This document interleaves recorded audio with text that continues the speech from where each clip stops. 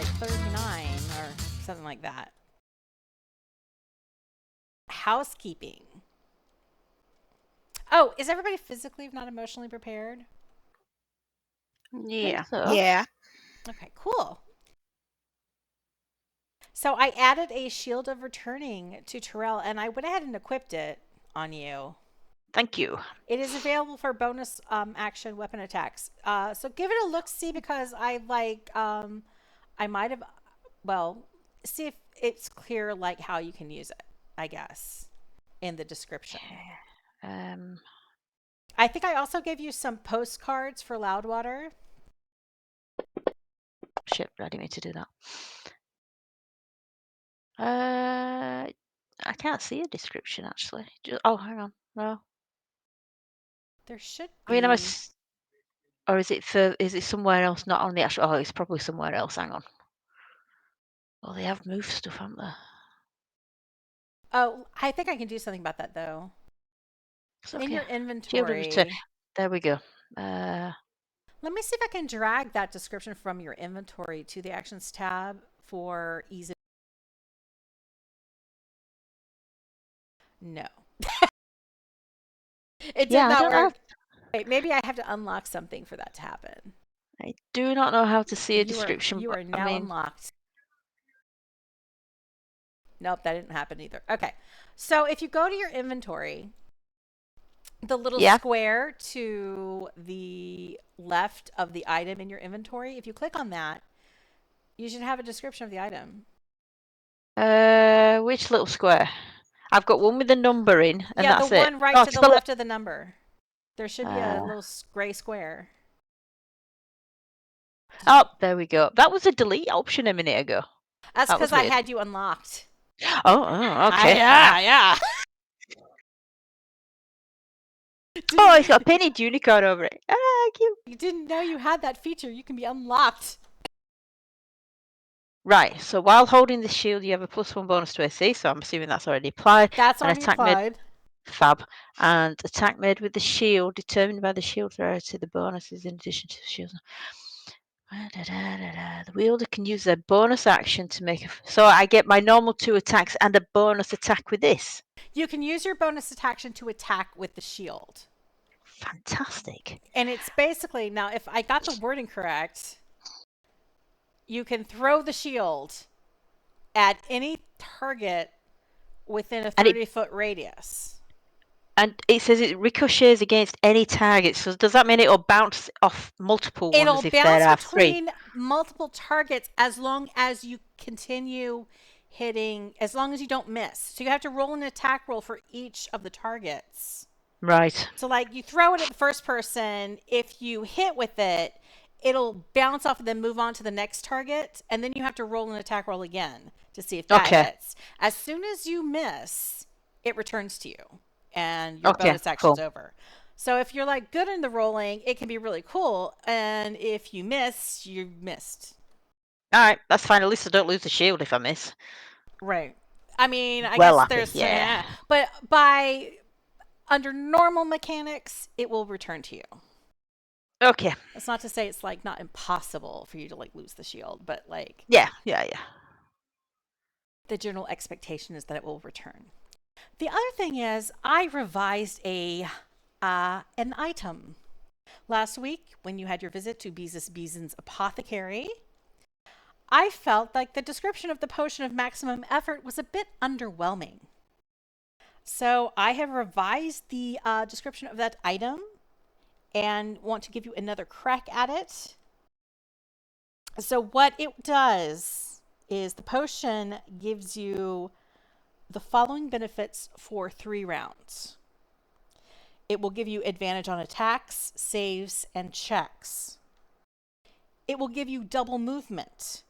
And it will give you an extra action.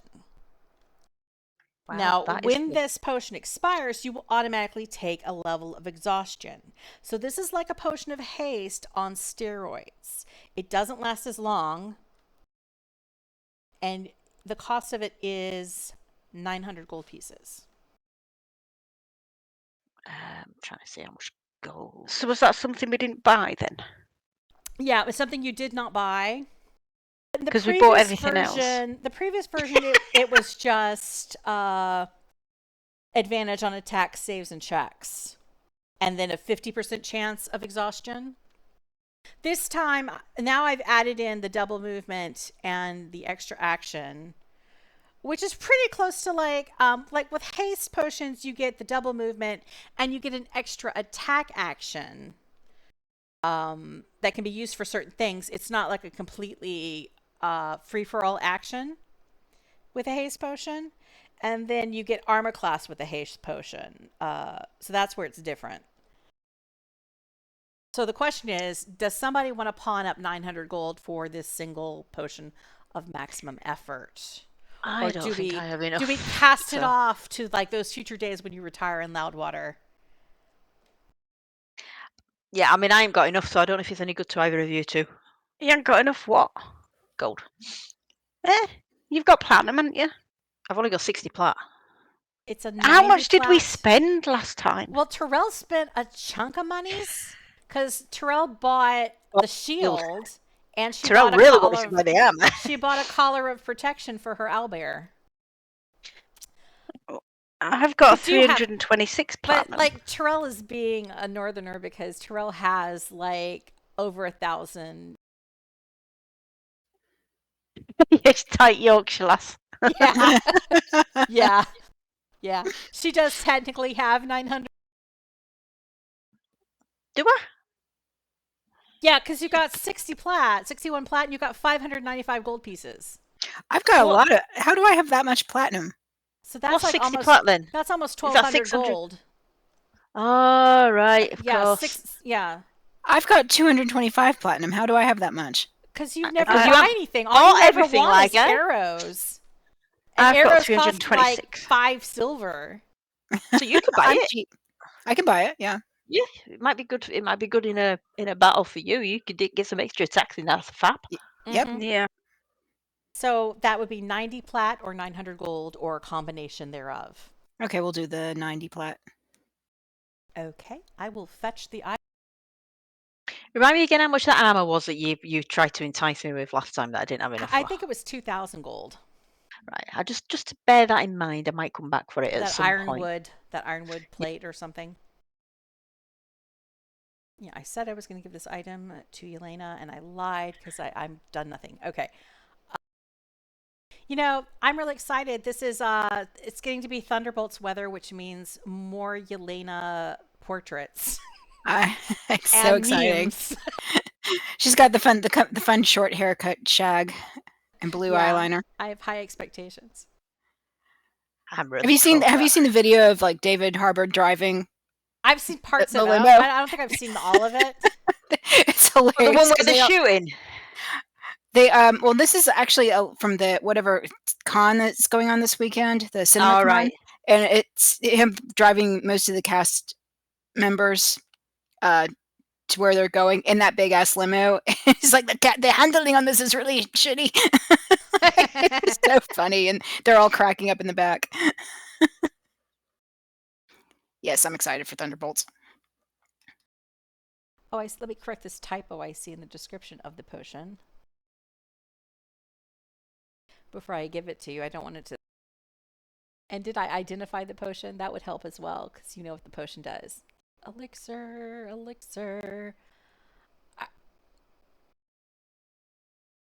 All right, theoretically, that is housekeeping. Half an hour later. We do still have some potions left in the inventory. I don't know if we want to. Were those the healing potions you bought? There's a potion of superior healing and something about a nectar of purification that purifies food and drink. Oh yeah, you did buy that. I'm not sure what we got that for. Because we're about to go for a meal somewhere. You're all paranoid about. Oh, that the cultists are going to try and kill us. Drug you, poison you. I don't know. I think Kai's the only one who felt confident because he was like, I'll just make my own pie. Oh yeah, I can make a pie. So yeah, drag it from your party inventory. So that you all right, so should me and Yelena take one of them then? Yeah. All right, I've taken one. And I've got a greater healing and I've got lay on hands, so I would say someone else take the superior healing. Well, I've got 2 greater healing and 1 healing.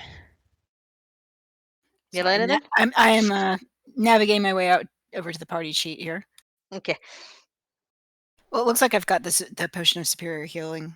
I don't know if Bonnie, if you gave that to me when I wasn't looking, or I don't know. I don't remember if I might have done something last week, but today I have not. Did we buy 2 of them?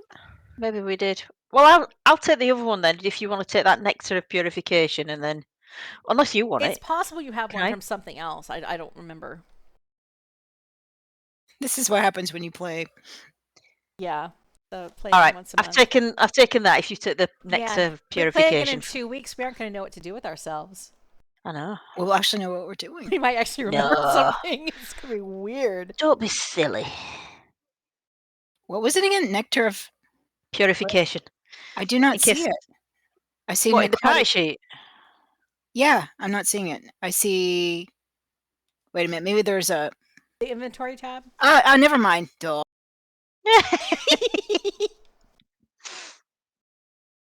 It's fine. I mean, it doesn't help that like Fantasy Grounds keeps updating things, Moving stuff around. changing the UI just enough to confuse us because we only play once a month.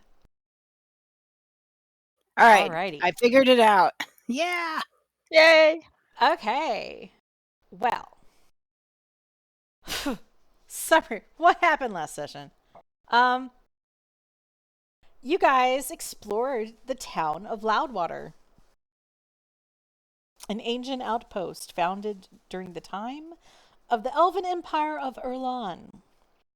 It was some 2 centuries ago during the time of troubles, when the avatars of gods named Rome Terel that Maliki called this place home. And you now find it a thriving community where the rivers Delambir and Greyflow meet. Given the dangers you've encountered in the surrounding savage frontier and the nearby high forest and the Southwood, this is a rare feat indeed. After all, Secomber relies on the magic of a dead wizard for protection and those like giant robots that you reactivated. Ulavan is nearly a ghost town subject to shape changers, and rather unfriendly at that. And Zelbras was a literal ghost town. So in comparison, Loudwater is flourishing. You learn that the people of Loudwater seem to live in accord with the cultists of the Crushiing Wave. Perhaps the alliance makes sense for the survival of this oasis, and the path taken to preserve it is understandable. You checked into the Woodlands, a luxury inn established inside a living tree, where you learned that the aquatic life, rivers, and water system of Loudwater serve as a kind of communications network. As part of this, the Woodlands has personal fish butlers in the fanciest rooms, and fish mail and things like that. It's like the best hotel ever. Through this aquatic network, you let Lady Belliphauna know where you were staying at the Woodlands with the hope that she would join you before the feast with the Crushiing Wave cultists. You also understand the rest of the caravan is on the eastern side of Loudwater at an inn called Tavern Over the Waters. You all ventured to the grottos for a bath, with an awkward moment as you discovered the bath was also home to a water elemental. They didn't seem to mind, so you carried on. You also learned of a barricaded location among the waterfalls and pools in this area called the Grotto of Tragedy, or Tragedy's Grotto. I mean, either way. It's not recommended to go there alone, especially after dark. The party did a bit of shopping, got themselves something nice. Now, visited an apothecary operated by Lady Beeson, a Fae Bee, not a Fae Queen Bee, but a Fae Bee, where you purchased several healing potions and I guess anti-poison thingies. And you know, I think I forgot something else, or we got distracted by the potions. I think Kai wanted to go there in the first place to get some alchemy supplies. Am I wrong? Perhaps. I have alchemy supplies. I have 165. Do you want to say that you bought more alchemy supplies? You can also forage for those while camping. Yeah. I don't know. Oh my god, look at how much money Kai has. I know. I'm so rich. Oh my god, for a wizard, you're filthy, stinking rich.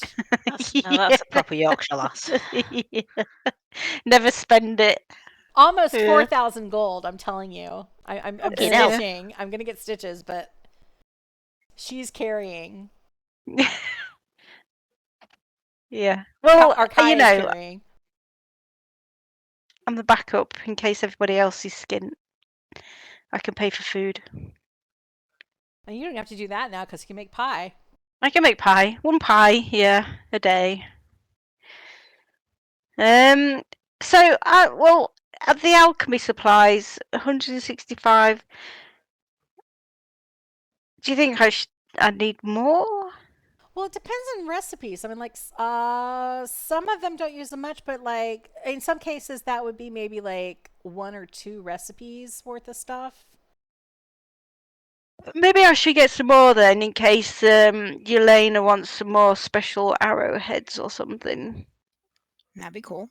Yeah. So how much? Yeah, you picked okay. up? How much do they cost? Well, it's in gold worth. It's gold pieces worth of alchemy supplies. So right, you have okay. 165 gold pieces worth of alchemy supplies now. What about another 200 then? Okay. And do Yeah. you want to buy some paper? Yes, I'll buy paper. Oh, your paper though. I haven't got any paper. I thought I had it. Want I carrying the paper for you, or have we used it all? Hang on, I'm You just might looking have at my used inventory. it to like learn a spell. So you bought 200. I'm going to take 20 platinum out of your inventory.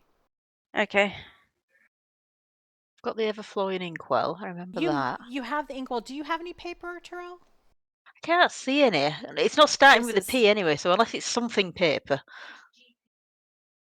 Like GP Kai's paper. No, she must have. Kai must have used it. Sorry.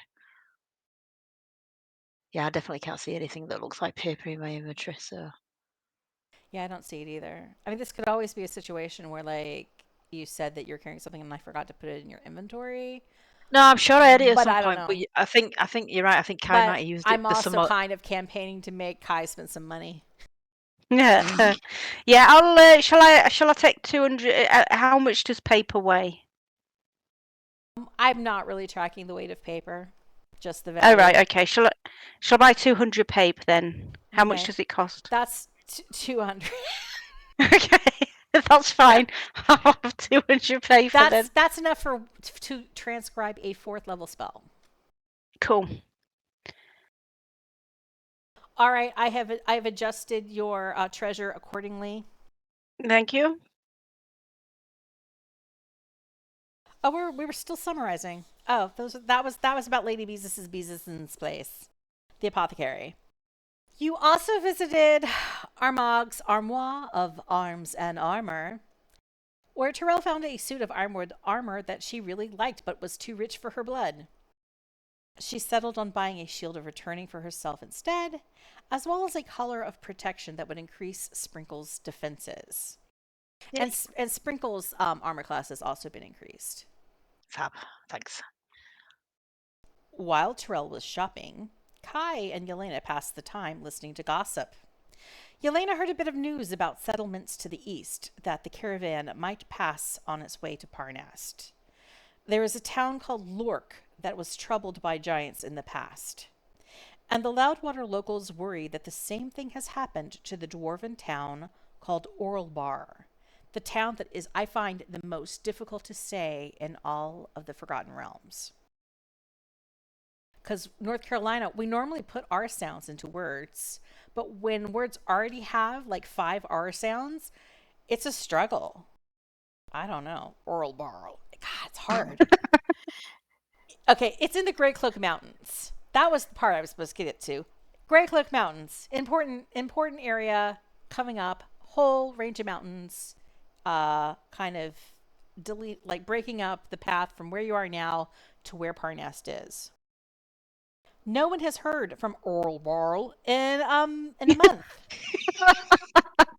I'm gonna start Wait, calling it is the there an OB. L on the end of It's it? spelled Orlbar. It's on the Okay. map. It's just Oral east of bar. where we are. Gotcha. Orlbar. God, I really struggle. So I might be called the OB. Yeah. Yelena also heard a name from her past. Muldy Marstein, a dwarf who was part of the Moonlight Men. A kind of a weird guy who always claimed that his arcane abilities came from aliens. Apparently, Muldy used to man a hot air balloon flight service between Loudwater and the mountains near Orlbar. The cult of the Crushing Wave has disallowed air traffic over the town over Loudwater once they took up presence here. Yelena heard another rumor that the Zentarum were tied to that logging camp that you found deserted and fought the weird stuff. Lastly, there seems to be some bias among the locals regarding the Zelbros survivors in the caravan.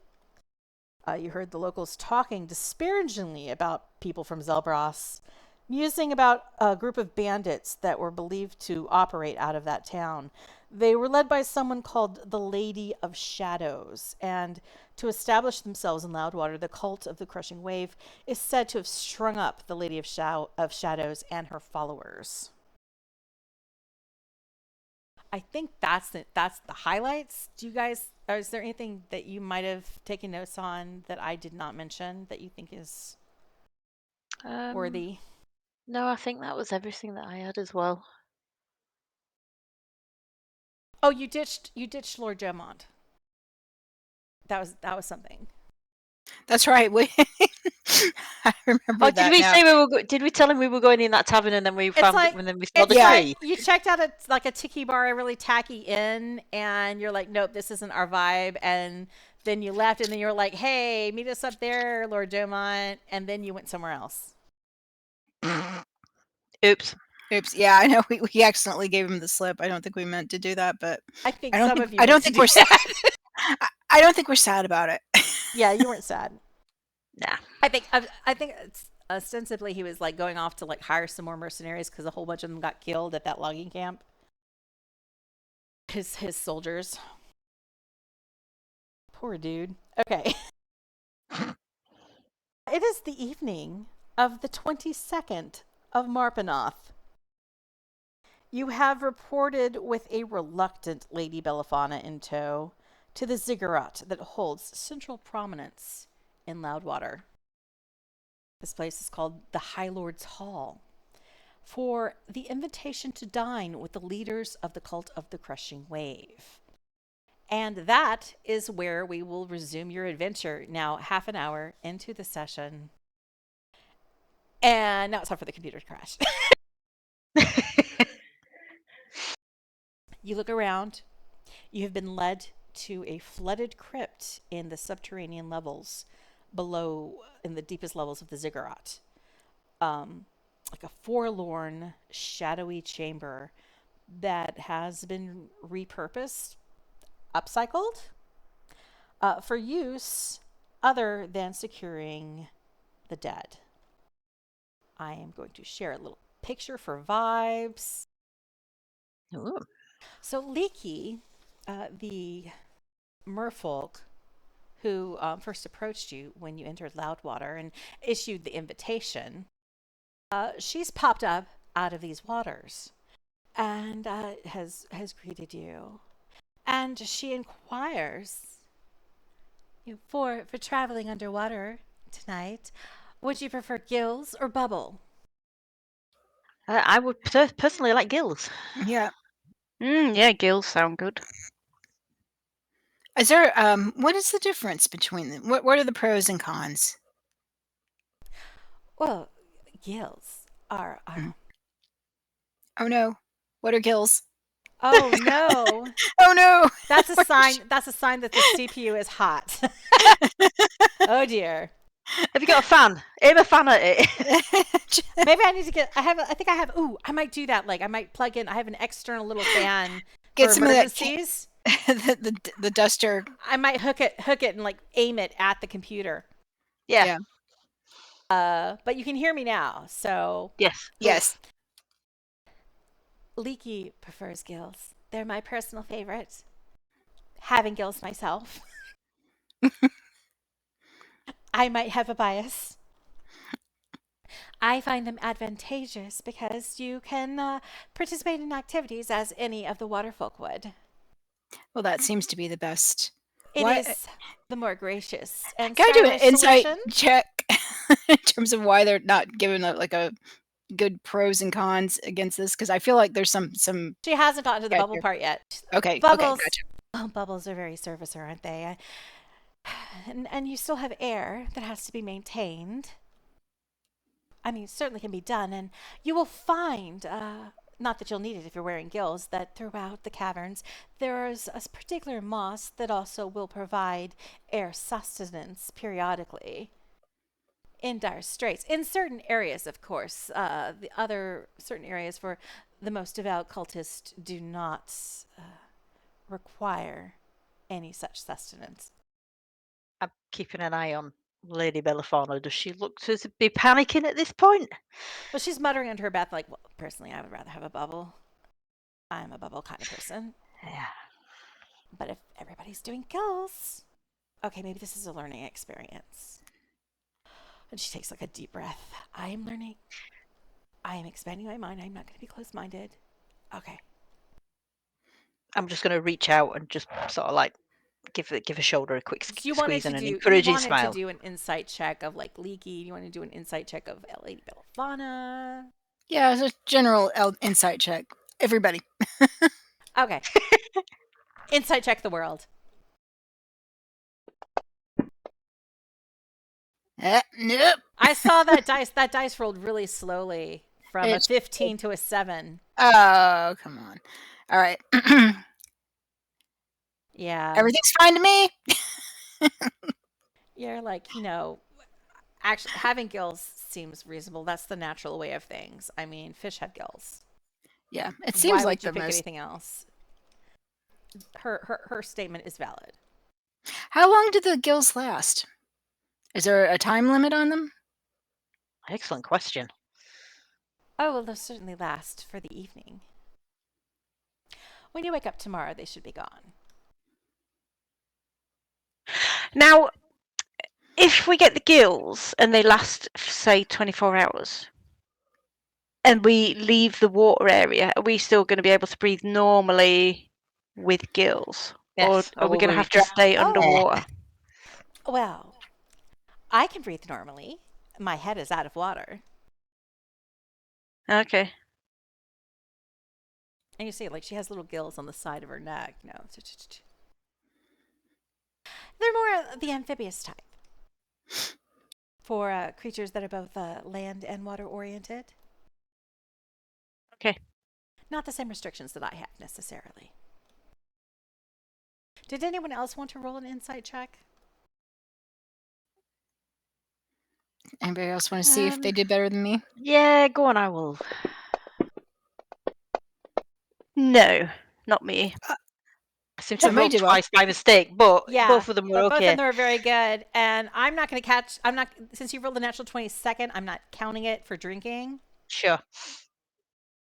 A rolling natural 19 with a 21 total is enough for you to, you definitely can tell that Lady Belliphauna is nervous. She's very skittish right now. But she's playing along because of you guys, your insistence. And obviously there's a sense that she's trying to think about the higher purpose that she has going on here of securing Parnast. You brought up the argument about the aqueducts and handling of water to her, and that was a good argument point, close to her heart in terms of things she wants to accomplish in Parnast. So that's pretty much why she's going along with this, but you can tell she definitely does not want to be there. You see that Leaky seems to be pretty genuine. Like, she's being very upfront. You don't sense any kind of deceit from her. It does occur to you, curiously, that Leaky is not the one who escorted you here. She's merfolk, so she has to swim everywhere she goes. And yet she's already in this pool. Right. So while you had to come here through the ziggurat from above ground, there's obviously some other way to get here if she swam here. Yeah. Okay. So once everybody communicates that yes, we want hook us up with that sweet gill action, Leaky casts a spell on all of you, and it doesn't hurt, but it kind of itches a little bit at first as you feel the skin along the sides of your neck kind of transform and transmutate, shifting and splitting and forming little bits of cartilage that create the folds of gills. And it's a very odd feeling because you can sense it alongside your neck. Air is entering the slits on the side of your neck as well as through your nostrils. And you feel kind of lightheaded for a moment. And the sound is a bit odd. It's almost like you're wearing a helmet and you can hear yourself breathe. Loudly, more loudly than you're used to. But after a few moments, you start to get acclimated, and it doesn't seem like such a big deal. And Leaky, ushers for you to join her in the water. And you all move forward with Lady Belliphauna taking up the rear, kind of gingerly stepping in amongst the lily pads and the algae that have kind of overtaken this crypt area. And you feel the water first hit the gills on the side of your neck as you submerge. And here again, it's just this odd feeling of the water rushing into your neck. Not painful, not ticklish, but it's just like the flex of a muscle. Like your lungs expanding, so do the gills. You tuck your heads under the water. Remember not to breathe through your nose. That's the trickiest part. Oh God! So it's like a new muscle we have to use that we didn't have before. Oh. And you start to swim. I'm going to stay with Belliphauna and make sure she don't panic and do something silly. She has that kind of wild horse look in her eyes. She doesn't like this at all. Everybody do a wisdom check. We'll do Wisdom check.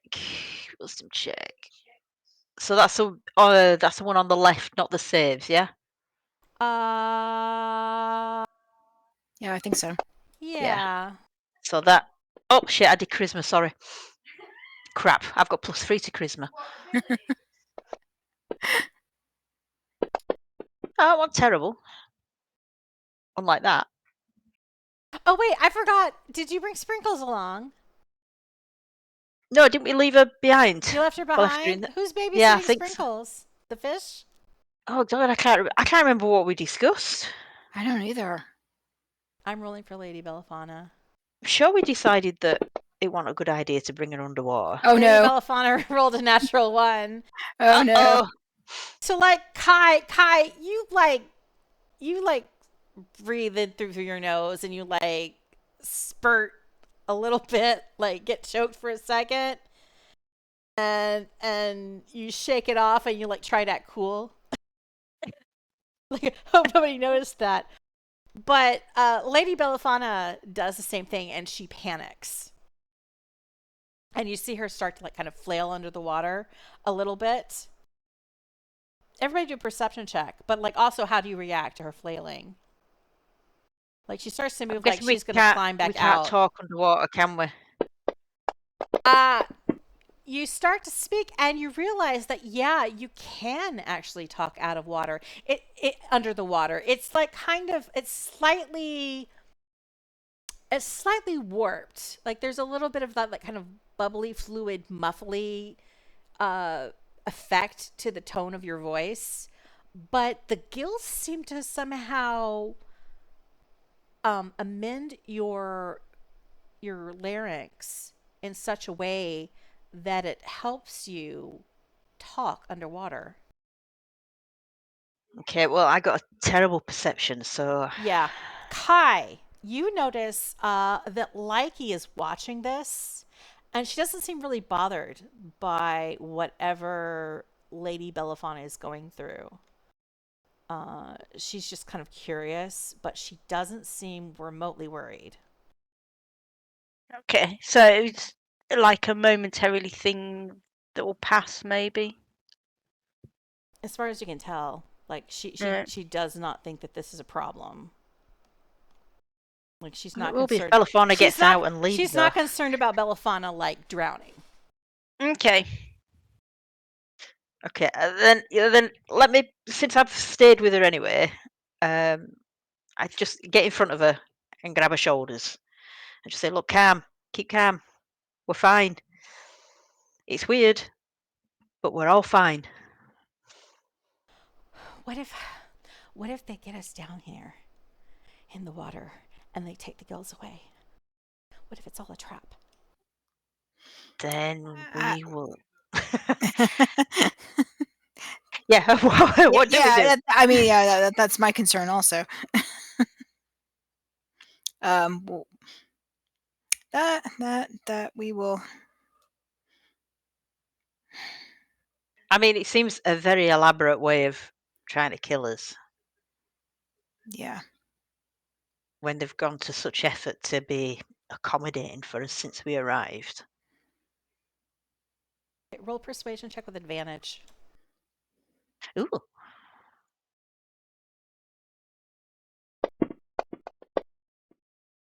Ah! Oh! There you go. I'm drinking. And you see Belliphona's expression clear. And she's like, okay, that is a very good point. Why would they go to all the trouble just to kill us? I mean, that's kind of sadistic and not time efficient. Exactly. They're supposed to be an evil cult or something. But okay, yeah, that is a little bit much in terms of planning and schemes to go to all this trouble. Plus, they paid a lot of money. Okay, at the hotel. Okay. And you see her trying to breathe again. Okay. And should I roll again? I don't know. I'm not going to roll again. Let's say she tries to breathe again, and under your watchful eye and encouragement, she tries to take a breath again underwater through her gills this time. And you see her, it's a little bit awkward at first, but after a few moments, she gets acclimated. It seems to be working, and you can see her visibly relax somewhat. Likey clears her throat. She's like, well, if everyone's ready, follow me. And she starts to swim kind of down underneath the water. Below this it's stone and ruins that have been flooded.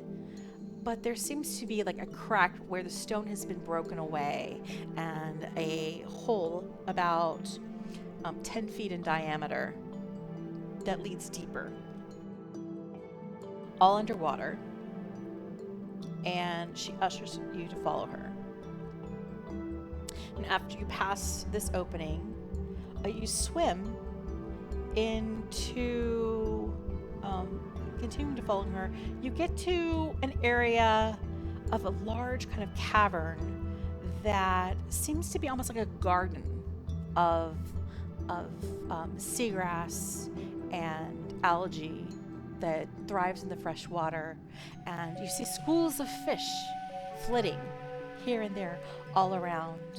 Little teeny crabs crawling along the seafloor, but the floor, almost like this is an aquarium is the closest thing. And you're just in the tanks swimming through the different little ecosystems with marine and freshwater creatures throughout. It is freshwater. I'm going to accidentally say things that only apply to the ocean throughout just because my brain doesn't work right. But envision that it's like you're caught in The Little Mermaid, but it's all freshwater. So it's basically a great big fish tank with the little mermaid plastic thing in the bottom. Yeah, yeah. And you see like there's all the different, like, it's in this one particular area, it's like a little forest of seaweed kelp kind of reaching up towards the top of the chamber. And she kind of leaky swims, bobs and weaves between the things. And here and there, amongst the chamber, you see perhaps large shells or outcroppings of coral or little collections of shelled creatures, bivalves that are like feeding and with their shells open or closed, in little sharp outcroppings along the walls or off of the floor of the chamber. Things seem to be coated in algae and mosses. And at one point, as you swim a couple 100 feet, Leaky gestures and she calls your attention to a patch of bubbling moss where like little air bubbles floating up off of it. And she says, that is the emergency air moss. You know, Okay. for people who are caught without a method of breathing otherwise, who are attempting to survive. How do you use it? You breathe. Oh, you just put it over your face like a mask? Yeah, just take in the air. Secure your face in the moss and breathe. Does it can you pick it and take it with you? Oh, it has to be alive to function. Ah, okay, good to know. Right, so we can basically use it to take some air and then just move on from it. Yeah. Yes, it lasts about 10 minutes per hit. Okay. There's also for a portable device, you see like you're swimming further, and here again you see fish. Here and there's like a little snake swimming past.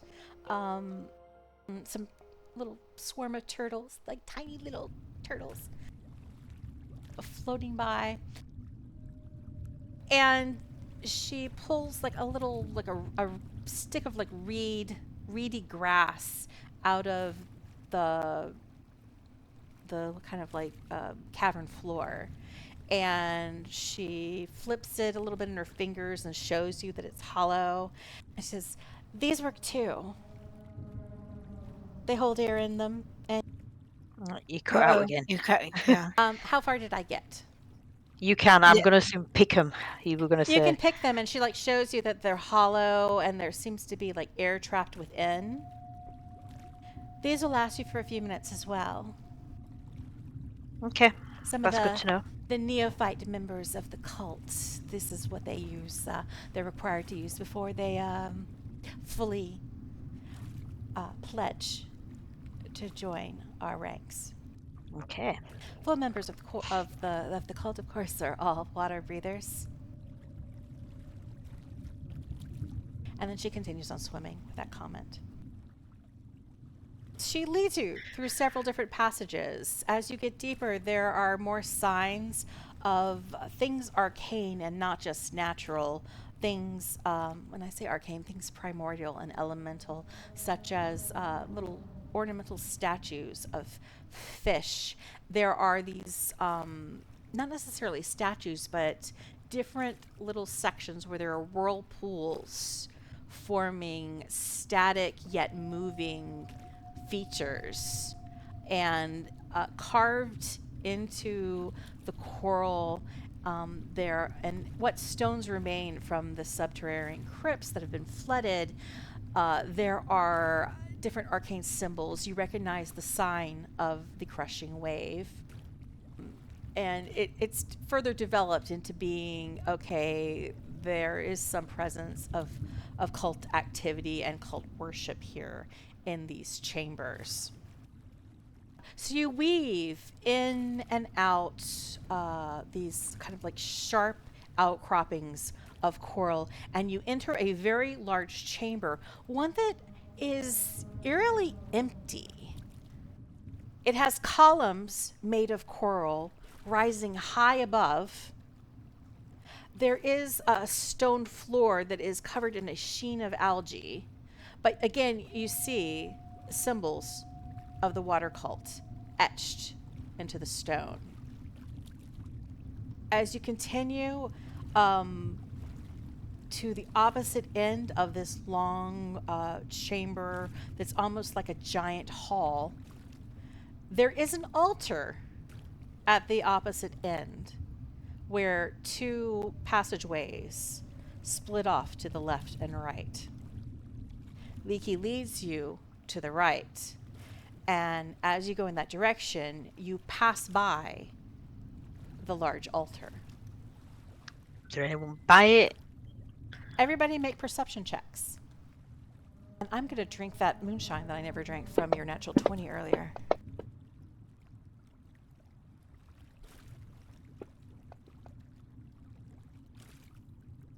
Yelena does notice signs of blood on the altar.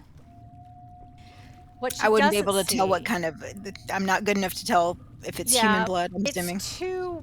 It's too brief of an opportunity. You would need more time to really do like a medicine check, and properly examine it to like try to have insight as to what type of blood it is. Also, I'd say with a 15, you definitely do not see any cultists in view other than Leaky. You can do an insight check. Woo, I did a very generous pour on that moonshine shot. Oh, we're not rolling well today. No. But with the natural one, you don't know. It just, there's nobody around, and it's like a little bit potentially intimidating. Like you feel like there should be more people around. Like, are they all in the town? I'm just. Wow. I don't think I've drunk anything in 6 weeks, and wow. That moonshine hit different. Wow. So you go around another corner, and you pass something that looks like a bit of... There are a few racks of weapons here, for a sign that, you know, other than a bloody altar, that there is any kind of humanoid activity. And racks of like tridents and spears. Do In we get the between- impression she's taking us on this route for a reason? You know, like to You show can roll us an these insight things? check as well. Okay. Oh, Oh, Jesus.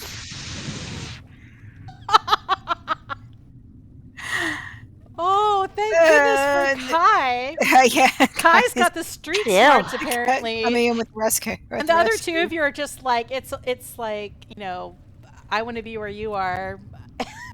Part of your world. We're moving to Loudwater and living in a tree.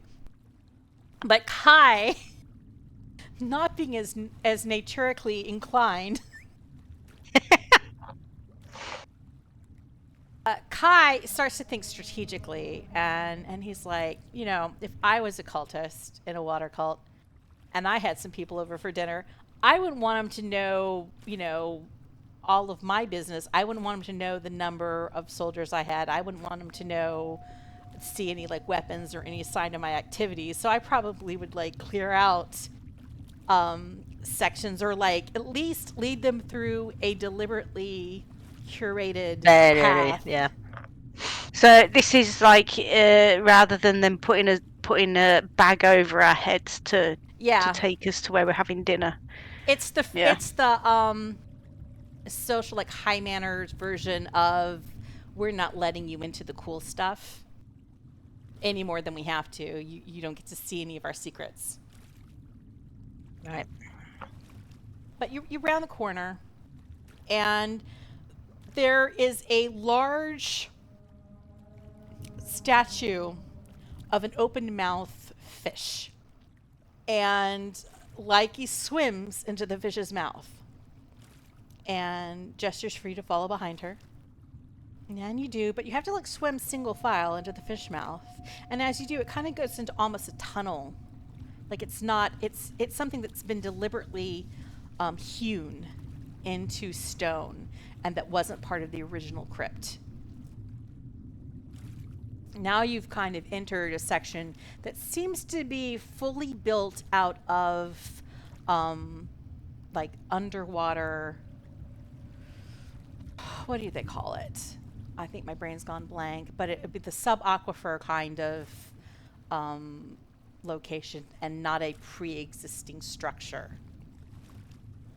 And you swim through this tunnel and it comes out into another little chamber. And again, there are patches of like sharp coral and kind of slightly obstructing patches of like mussels and like freshwater kind of oysters along the walls and sides of the tunnels and passageways as you swim. And you go another couple hundred feet. And then you come out into this chamber that starts to see like, it seems kind of a sign of a hewn antechamber that's rather formal with more pillars made out of coral stretching above, various statues of fish and additional whirlpools. There is moss and little bits of fungus growing all over, and you just kind of keep this central path as you swim toward a eerily lit tunnel, kind of like stairs, for some reason stairs under the water, and another statue of a fish, but this is more amorphous. The fish has no actual fins on its hind end, or on the back end, the dorsal fins. They instead seem to kind of become tendrils of water, flowing things. Like this is both a physical creature and liquid in statue form. She swims towards this opening, and you see there's kind of like this. It's lit with different little phospholumescent kind of lanterns placed at different locations, and also like certain types of moss seem to give off a dim kind of eerie light in the water as you swim forward. But ahead of you, there seems to be an inordinately large cavern, and you swim forward. The expanse gets wider and wider and wider, and I'm gonna share another picture. It stretches for another couple hundred feet, sort of like this promontory. There are a couple different levels. You see below you a few stations where for the first time you spot cultist soldiers. And there are a series, like this calcified bridge, and there are these polished coral promontories that dominate this open freshwater cavern. There's a colorful throne on the highest platform, which sits empty, though you see several members of the Crushing Wave keeping guard. Another platform off sides, as you go down and approach over this bridge, it seems to boast cushions of algae and river grass surrounding a driftwood banquet table. There are two humanoid figures standing by it. You recognize the icy features and stiff posture of the Crushing Wave priestess you first encountered at the Red Cliff Quarry. Behind her, on a pillowy lily pad, languishes an enormous frog, and its lashing tongue absently flicks small fish and turtles that swim too close into its amphibious maw. There's another familiar figure standing at the priestess's side, this one more languid and aloof. You've never spoken with this person. The first time you saw Emissary Flo, the sea elf was mostly dead. The last time you saw him, he was culling zombies with a scimitar, very much alive. Beyond that, you know little. You asked nothing, and maybe it's not important. This space, this cavern that you're in, is hundreds of feet in diameter, and the water extends deeper into fathomed darkness. Still, those depths below might make a form of cover if needed. You clock that. Yeah, they might make a form of cover if you move fast enough. There are shadowy forms of great sharks that swivel at a distance through the water. They seem placid, well-fed, or perhaps well-controlled. So, is there anything as you enter this chamber and you spot these people that you want to do, etc., while I figure out what the hell I am doing? I'm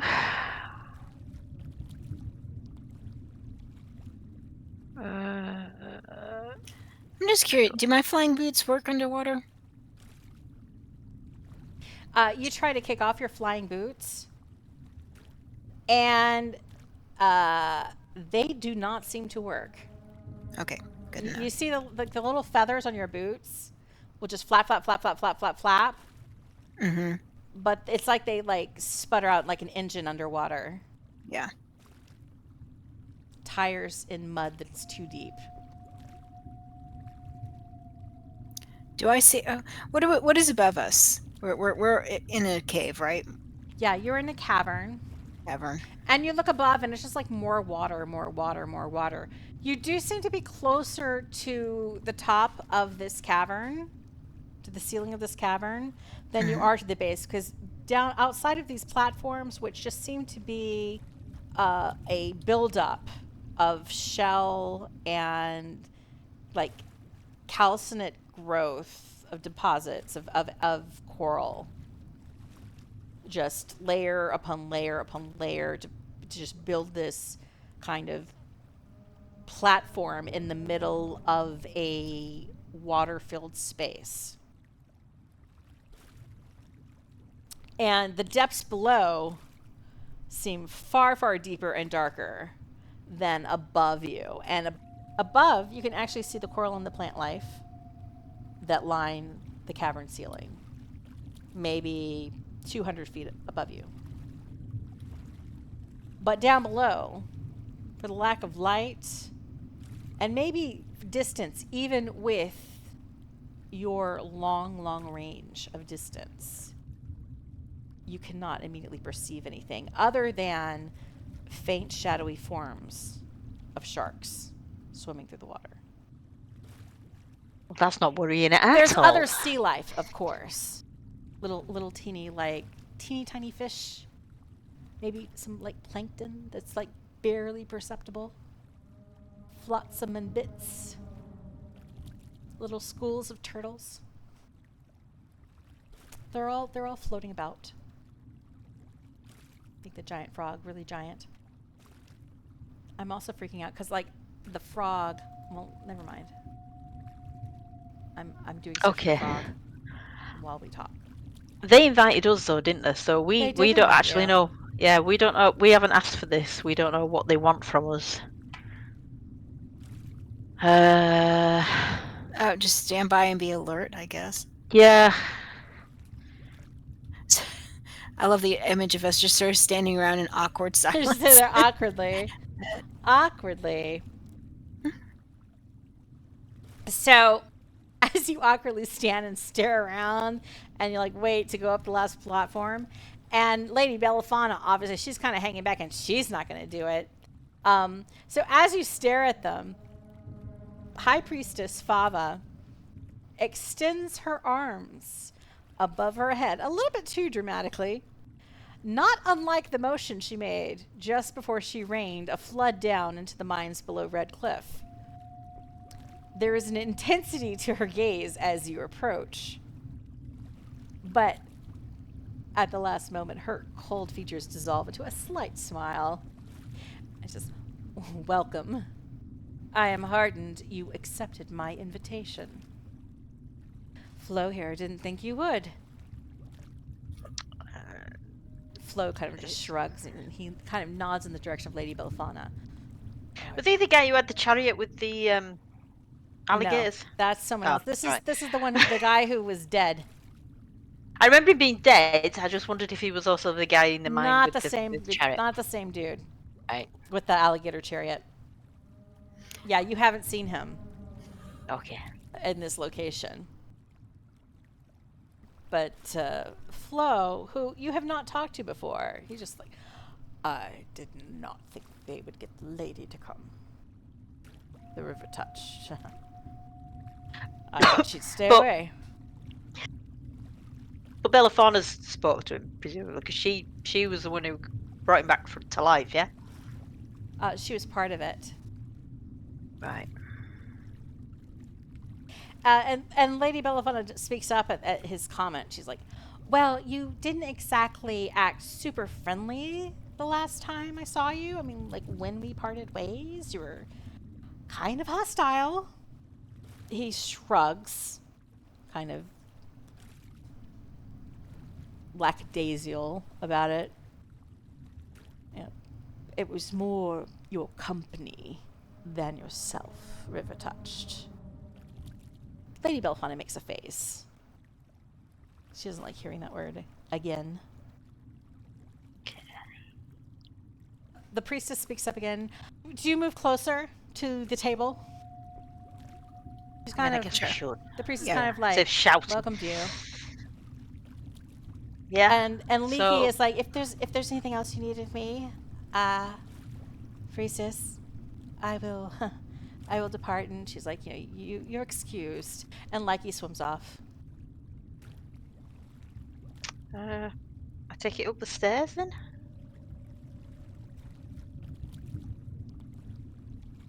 I'll go first, and then the attack. It's my fault.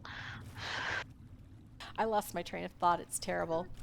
I look back at Lady Belliphauna and make sure she's okay and that she's coming. I'll bring up the rear. She's coming, but she's like kind of, mulish child about it. Oh Jesus! And she's supposed to be running a bloody city. She's not happy. She's traumatized. It's growth. Meanwhile, you guys are all like, get over yourself. I know. Don't piss off the people who gave us Gills. And at that, the priestess Fava, she comments, I'm rather impressed that you chose Gills. Many surfacers like to rely upon bubbles. Makes them feel more comfortable in an alien environment. We usually use that as a sign to weed out the unwelcome. People would seek to join our ranks.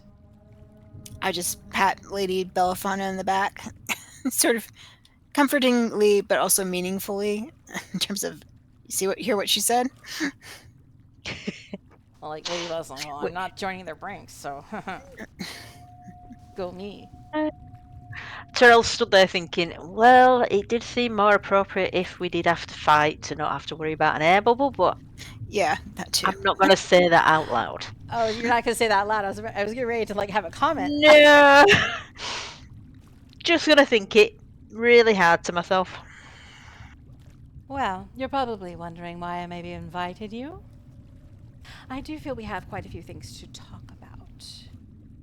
And it seemed civilized. I hope I'm not wrong. I've gotten the impression that you would be open to a meeting of minds to discuss practicalities. And not the sort that would immediately jump into violence and chaos and react based off of pure emotion, like some types.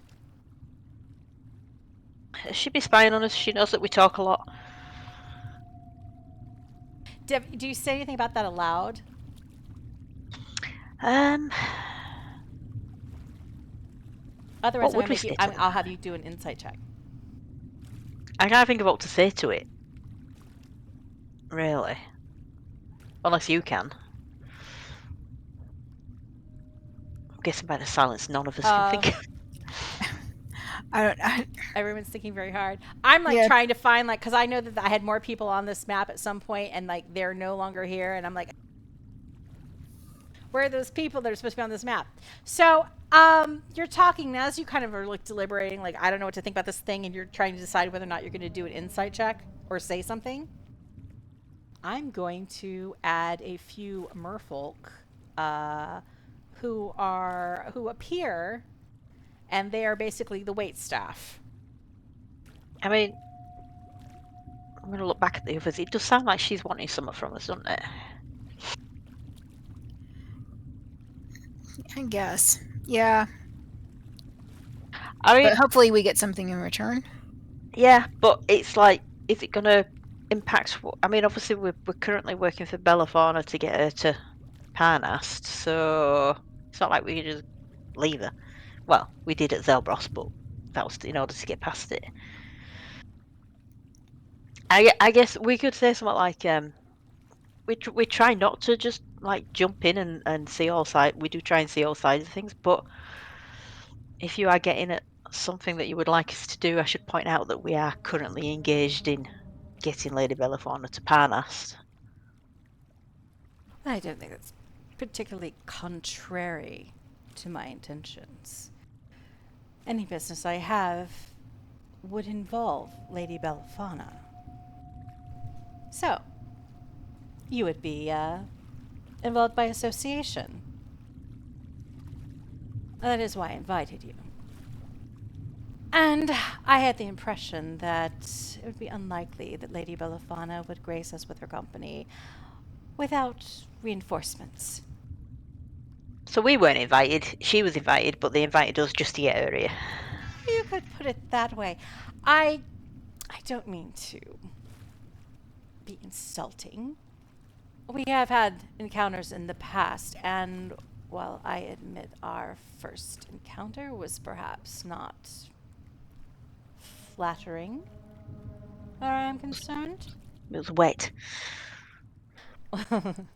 Well, most encounters with me wind up being wet. However, you caught me at one of my more violent moments. My temper is a weakness. When I try to temper my temper. Patience is a virtue my princess would appreciate, and I attempt to live up to those expectations.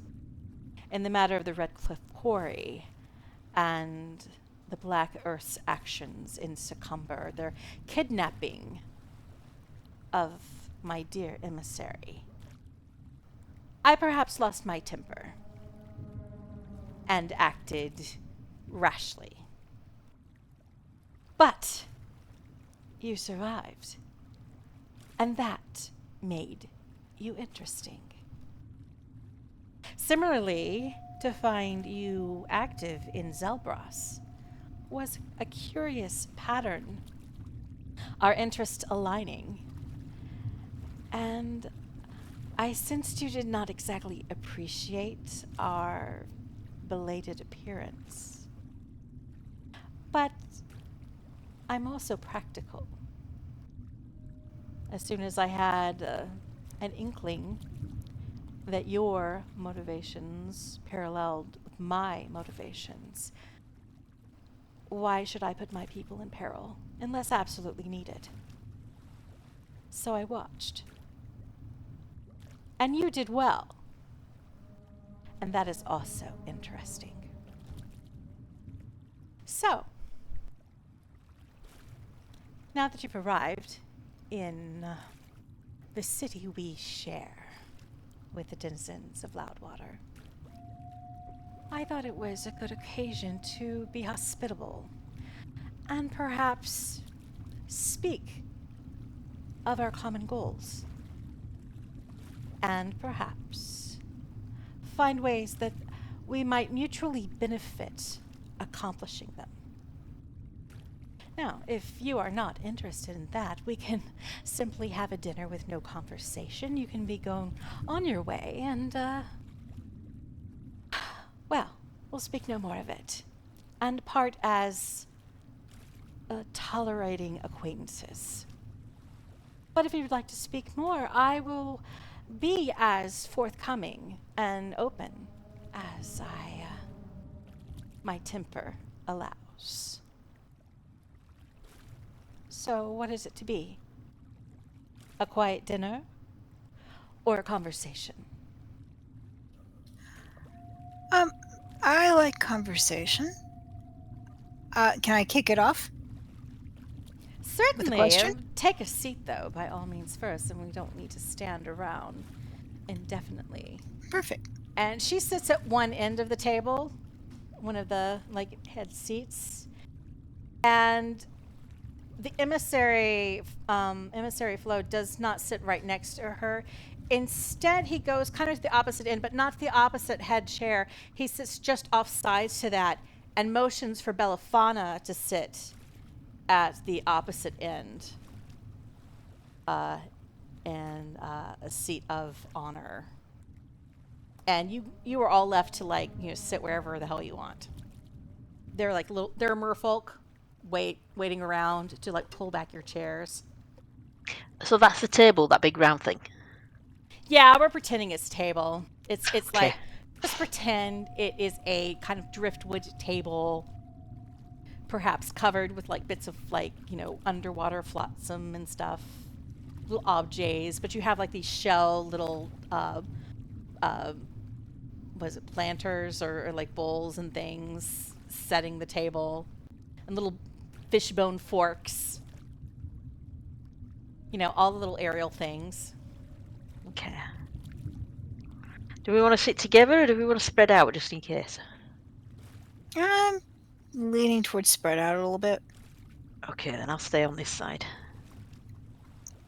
And it's roughly a table that would sit about 8. Belliphauna kind of reluctantly, but she does it. She's cooperating. And she's Belliphauna is looking to you guys to kind of call the shots, unless she's deliberately called upon to volunteer or answer something. You get the sense that she's going to be pretty tight-lipped. Okay, well that's Doing going to be awkward since they bare really want to minimum. talk to her. For now, she's doing the bare minimum. Okay. Yeah, you need to slip her a potion of maximum effort. Now, Are we all seated? we're all Yeah. seated. What was your question? You refer to Lady Belliphauna as Rivertouched, and I'm not familiar with that description. Can you just explain it? Rivertouched. How best to explain this to an outsider? It is marked on her. Literally, she has been touched by a river. The word is on her, the name, If, and thus she's been claimed. Lady Belliphauna shivers. If? You mean the river If? The priestess nods. And Lady Belliphauna looks over at you and she kind of speaks softly. She says, River If is where my family drowned.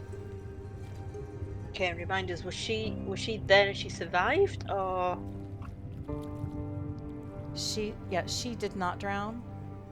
Well, obviously. I'm not. But Sure. I'm not but sure. was I'm she- not sure if we got into the specifics before. I can't remember if you guys know this or not. I mean, we knew her parents drowned, but I don't know if we knew if she Yeah, if with she was them on when the- it happened. Was she on the trip? Well, she says this is River Ith. That's where my family drowned. And you see, like the priestess, she nods and she says, "Of course, the river. That would be a time. The spirit, the eidolon of that river, marked you and spared you, rescued you from the fate of your family." And Lady Belliphaun's face gets a little mulish at that. She's like, "The river drowned my family. We were pontooning happily along in the family boat on a nice sunny day, and a storm throws up, and the river capsized us, and the river drowned all of them, and I barely survived. I wouldn't have survived if my mother's griffin had not pulled me out of the water." The priestess smiles a little at that. "Do you think the river killed them? Or could it be the storm set upon you,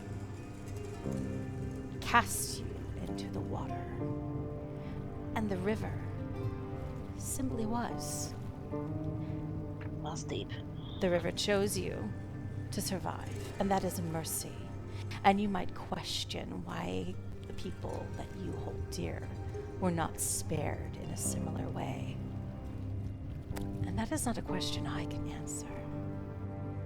I can simply say what I see. Now, as the specifics of Rivertouched, I can see this mark upon you, Belliphauna, because I am dedicated. I have undergone many rituals and trained my body. Right. No, you've got again. Oh no! Okay, well, here's hoping we don't crash. The plane of water. It's like discombobulating my thoughts now that I'm. Sorry. No, it's not your fault. It's this PC. I'm not the only one who could see it, though. There are divine powers that grant the true sight. They would be able to see such a mark on you if you doubt my word. She kind of scratches her chin curiously. Other cults, the Black Earth, the Eternal Flame, the Howling Hatred. And she gets a little intense about the Howling Hatred. You are familiar with the Howling Hatred? Those are the devotees of Ansidab. Do we know them? The biting wind. The stuff that storms are made of. Those people, well, they wouldn't necessarily be able to see a sign of a river touched, but they would have a feeling, a sense of something in opposition. And at that, Emissary Flo murmurs under his breath, like your associate, that Jomont. There's something about him I don't like. Did I go out again? No. I'm just trying to No, decide we're whether to toast processing. the floor. Yeah. Does that answer your question? I'm afraid I don't have anything else to offer on that, except what being a Rivertouched means. I think You that maybe that, yeah, that's the will important. never die from the water. Ah, That is that- not your fate. I almost envy you that. And yet, it is my place to succumb when my time comes. And that is an honor as well. But when Ol Hydra envelops the world, the things that remain will be the Eidolons, the elementals, and those who are water-touched. Everyone else will be consumed. And that's like a little prickling of like, oh yeah, we're like having dinner with like a cultist. And it is time for a little adventurers break. I'm going to crank out a fan and see if it makes any difference in how reliable my mic is. And hopefully my computer will still be working when we're done with little adventurers break. And you can use this time to think about your next question. Oh god. Oh no. All right. Somebody else's turn. Woohoo! Back in a bit.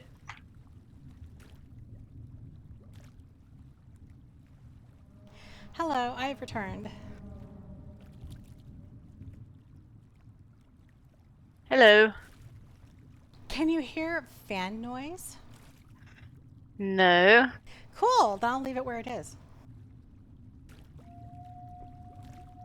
I'm hoping that's cooling something down. At the very least, it masks the sound of the computer being warm and happy. Oh. So it's sort of like white noise machine. Yeah, yeah.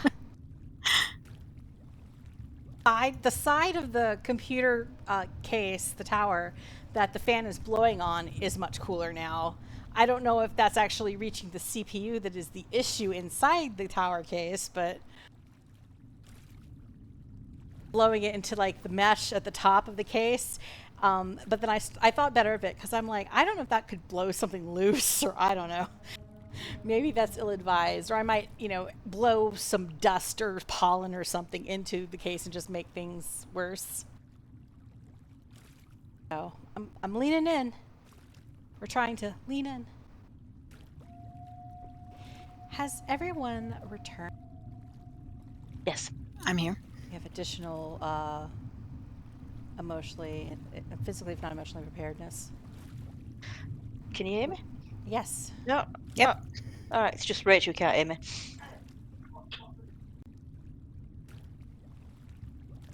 I'm adding more completely neutral. But, Alright, Rachel's lost sound. Hang on. Oh.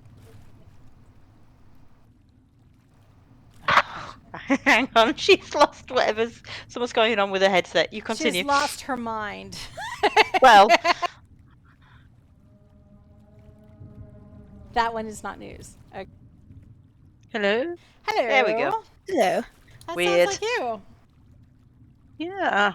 Bit odd. I mean, I wasn't doing anything during the break. I just sat with my headphones on. Welcome to my world. What did I do? Why is this happening? I didn't change a setting. Why does nothing work now? So, when we went to Little Adventurous Break, you just finished learning about Rivertouched and how that related to Lady Belliphauna. And like as a chaser to that, the priestess asks Lady Belliphauna, "Are you aware of any conflict, any dealings your family may have had with the Howling hatred that would perhaps bring their machinations in your family's direction?" And Lady Belliphauna, she thinks for a moment. She just shrugs. She's not necessarily believing any of this. Okay. And But- what are they called again? The Howling? The Howling hatred is the air cult of elemental evil. And the priestess says there is, or was,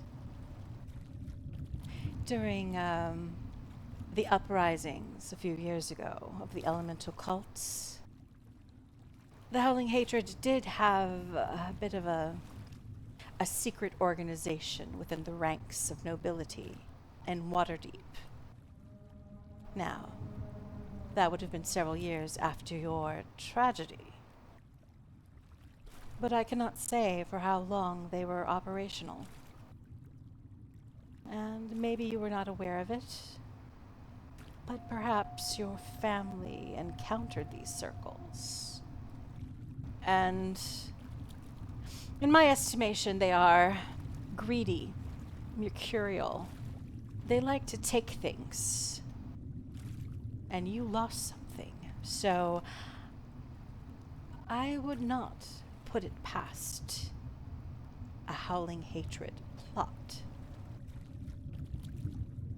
You would notice that we do not allow our airspace to be occupied over Loudwater. That is a precaution against potential infiltration and spies of the Howling Hatred. It is a bit inconvenient for the locals, but they have tolerated it well. Have you not wondered on your survival?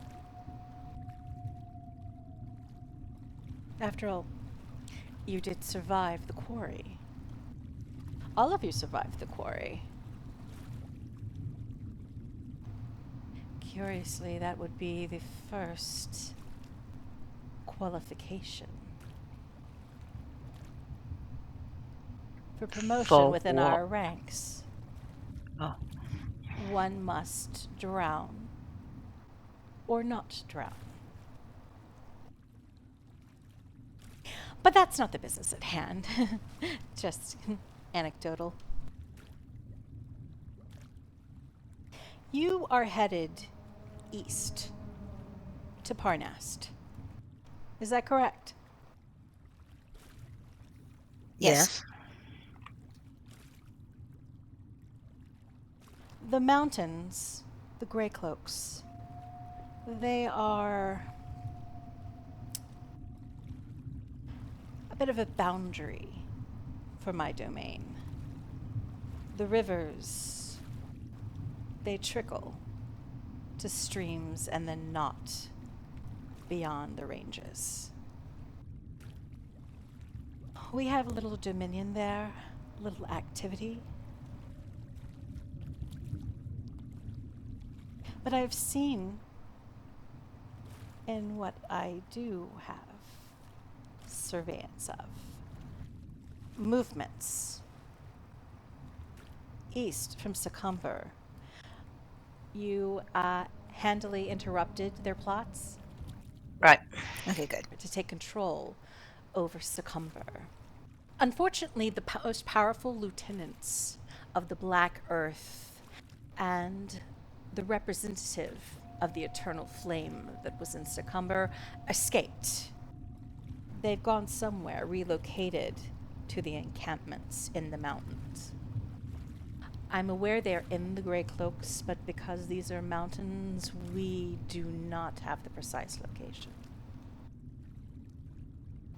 But a warning, for it will potentially be a problem for you as you head east.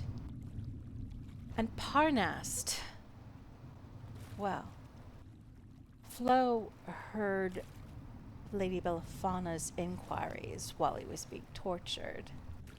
The little pauses, the interruptions in between, the pressing him for information about our activities, interrupted by missives from Lady Belliphauna wanting to speak to the First Rod, wanting plans for the sewers, the aqueducts at use in that city. Yes. You're looking to build in Parnast. Do I have that correct? Lady Bellipfauna's like, yes. There's a single well that taps into the aquifer. We're a bit pressed for agriculture. Most of the water goes towards my vineyard.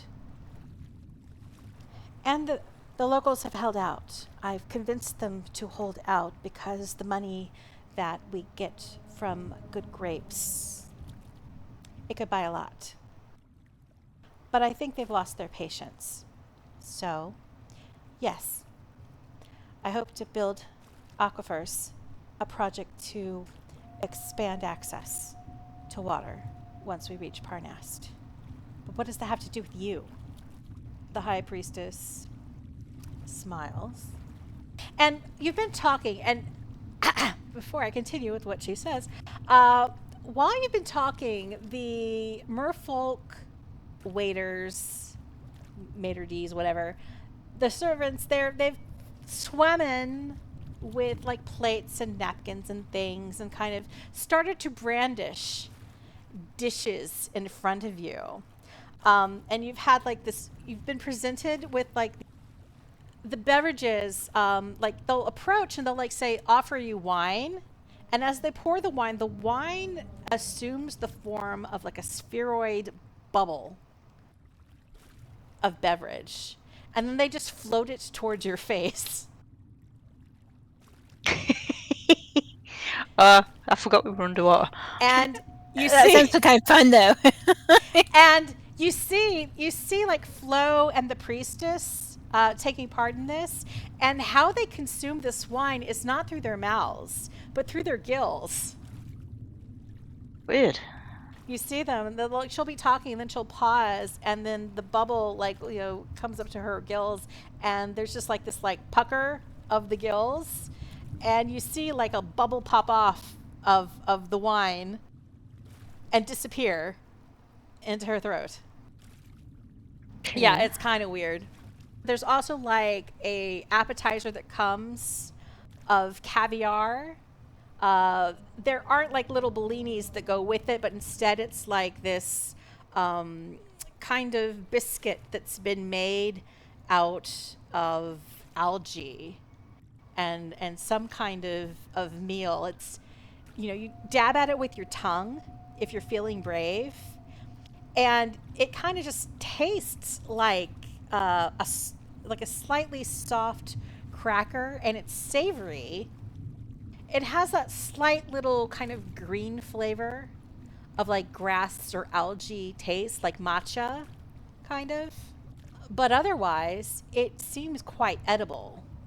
And you could see where it's potentially maybe a little bit, addictive. Like but it could be kind of like, Here again, the bubbles kind of just like float through the water as they eat. And it's like they take the little fish fork and kind of like just motion, kind of like throw the food towards Just waft it towards the mouth. Yeah, waft it towards their heads so they can consume it. Progress. It's mainly like sushi buffet is basically what you're being served. There's like some aquatic fungus and mushrooms as well, like kelp salad. But like mainly there is raw fish, like salmon, halibut. There's also a particular type of fish that has a very citrusy flavor to it that is rather delightful. So, you've been presented with this food as you're talking. Terel's gonna tuck in. So Terel's just eating. Yeah. And listen. The priestess goes on to say, the river ends beyond the village of Lork. Of course, I say the village of Lork. There is no actual settlement in Lork anymore. It was overrun by giants a few years ago. It is advantageous for the Crushing Wave to terraform into this territory. It expands our ability to observe our competition. Defend against them, if that makes it more palatable. You, likewise, seem to be after the same goal, extending the water into your village so that it might flourish. And as you can see, with our presence here in Loudwater, we are all about villages flourishing, despite the threats that surround in the savage frontier. Parnast is 2-3 days most from the edge of the Anorak Desert. You are pressed between mountain and sand. Searing heat. To the south of you, there is swamp and moor. Water of a type, but not exactly the most friendly to harness. I would be Black willing out. to send Mm-hmm. a unit of my people east with your caravan to assist with this extension of the river to the surroundings of Parnast. I think that would suit very nicely. And considering that there are many dangers between, I do not know where they are, but the lieutenants that fled Secomber and other camps beside of both the Eternal Flame and the Black Earth reside in the Greycloak Mountains. You in Parnast are subject to their domain. And I would think you'd be very vulnerable. As I mentioned, Lork was overrun by giants some years ago, but word has it that Orlbar has not been heard from in several weeks. They are the next stop along the Dillenbeer Road, and they are built directly into the mountains. The road east, few travelers have made it, have been under threat of giant attacks. There are rumors of bandits affecting traffic. If you take the road, it will be perilous, and I would suggest you would need all of the help and soldiers at arms.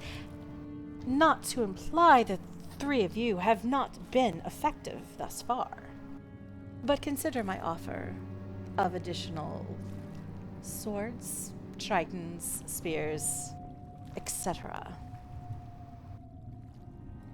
The other alternative I could offer is a path of travel by river. Granted, I can only offer that escort as far as Lork. And you can move off of the river with your caravan at any point in time that you choose. But during river travel, you would have a certain protection. Any more questions for me? How does that sound? Can I just sort of, not talking to her, but just sort of like try and make sure I've got this right? So she's offering to send some cultists with us just for protection? Or because... I'm debating whether or not. Well, she's pretty much told you this, so I'm not going to make you do an insight check. But it sounds like You she's get the offering to idea. help. Right. She's offering to send some people with you east to not only act as muscle, but to also assist with the efforts to build a water system, like a full water system in Parnast. In Parnast, because I can see from the map that the river stops at Loch. But you tell from the subtext, or from what she's said about other things, that if the water extends from the river to Parnast, then there's going to be Crushing Wave, eyes and ears, and like that kind of potential influence introduced to an area that does not currently have it. Right, And so it's she's- basically going to make it easier for her to get to It's Parnast. going to, you're and see giving stuff. her, you would be giving her a foothold in the area like she has now along these river valleys from Secomber to Lork, and really up and up the Unicorn Run into the High Forest. But she is trying to kind of like pillow that, mentioning the threat of the other elemental cults and activities of giants that Right. also lie in the east between Loudwater and Parnast. So we know the giants took out Loch. Potentially, they're currently taking out Orlbar because no one's heard from them for a while, and the cultists of the Black Earth and the Eternal Flame are potentially residing up in the mountains. Yeah, like doing their plot stuff. And like she said, like the most powerful lieutenants that were in Secomber escaped and fled that way. Right. So it's like you rounded up the flunkies. Like you made sure that all the flunkies and everybody who was like, you know, CR 1 and 2 got got taken care of. But like the CR 3 and 4 people, they got away Right. because of the choices you made. Okay. Well, I don't think this is something that potentially Lady Belliphauna can give an answer to here and now. Oh, that's a good one. That's a good one. I was just thinking. I do feel that. I mean, obviously, we can offer advice, but it's not our town. We're just employed by Lady Belliphauna, so we can offer advice, but that's it. And I do think it behooves us to talk about it She elsewhere. Lady Belliphauna kind of echoes that sentiment. She says, I would at least need a little time to think about your offer. Are you aware of the past of Parnast? The priestess nods. I am aware it is on what used to be the Black Road. The Zentarum had control over most of these towns, from the Anarach Desert to the west. Various misfortunes have interrupted their control and their criminal activities, forcing them mainly underground if they persisted. I also know that the Zentarum activities in Parnast were disrupted by a cult of the dragon devoted to Tiamat a few years ago. Shortly before you took control. Is that what you're referring to? Lady Belliphauna nods. Yeah.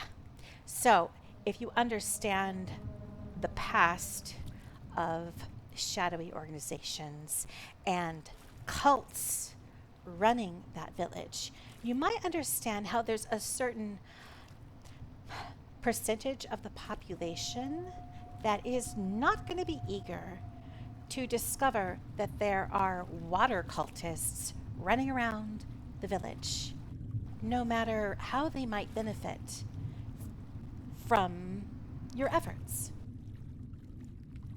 So I really have to measure and judge whether or not that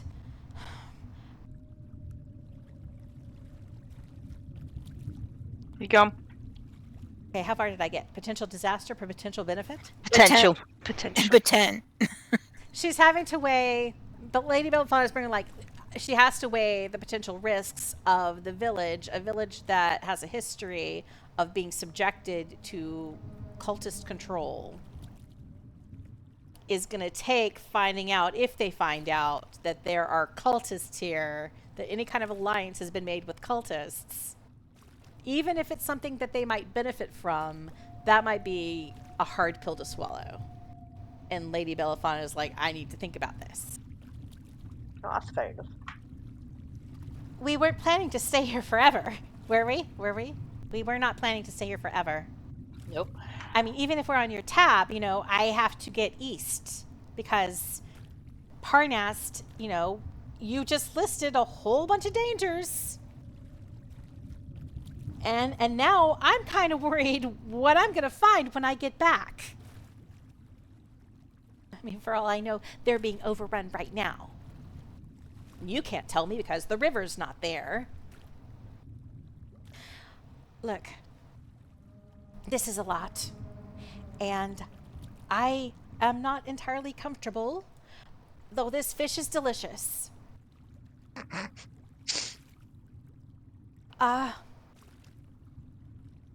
I at least think about it until the morning and we have an opportunity to perhaps deliberate, and I could talk to my friends. I could talk to Jomont, and she mentions Jomont, and both like Flo and the High Priestess make ick faces, and Ragnar, and I will take your offer under consideration. But to clarify, exactly how many people are you talking about? And the priestess says, I would send 4 engineers, a dozen laborers. All of them are trained in defensive arts. And they will remain. Consider them settlers. Now, if you choose to accept the transport over the river, the escort could be larger. It would be my own barge that you would be traveling on. And we will have outriders, outswimmers, if you will, following along with you until we reach Lork. Unless reach such a point if you become too uncomfortable and you seek to depart the river and resume travel overland. I mean, we're gonna have to do that at some point, though, aren't we? Lady Bell was like, no, we can go overland. All we Well, want- I'm just saying the river doesn't reach Parnast anyway, does it? Oh, yes. Beyond Lork, you have to go by road. You have to go by land. Just saying, like, the escort up until that point would be more extensive. Right, and then we'd be back to whatever she was offering the engineers and labourers. And Yelena, you're thinking also like the mention of like they've cleared the airspace so that it's just as a defense against howling hatred, but that also kind of puts into your mind that your old friend Muldy Marstein was near Orlbar, and he had his flying balloon service that is no longer allowed to travel to Loudwater. So you have that in mind, that like, oh, well, you do know somebody in Orlbar, and potentially, if you take the river all the way to Lork, you're going to skip that. So it's a consideration of how much maybe you would want. And you could always stop, because the river is close to where Orlbar is. If you want to go investigate that, it is an option. But depending on how you travel, kind of also controls which places things you may run into. The priestess, unless you have additional questions.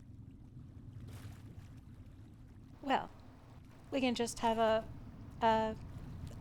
finish our meal in a friendly conversation about non-business manners.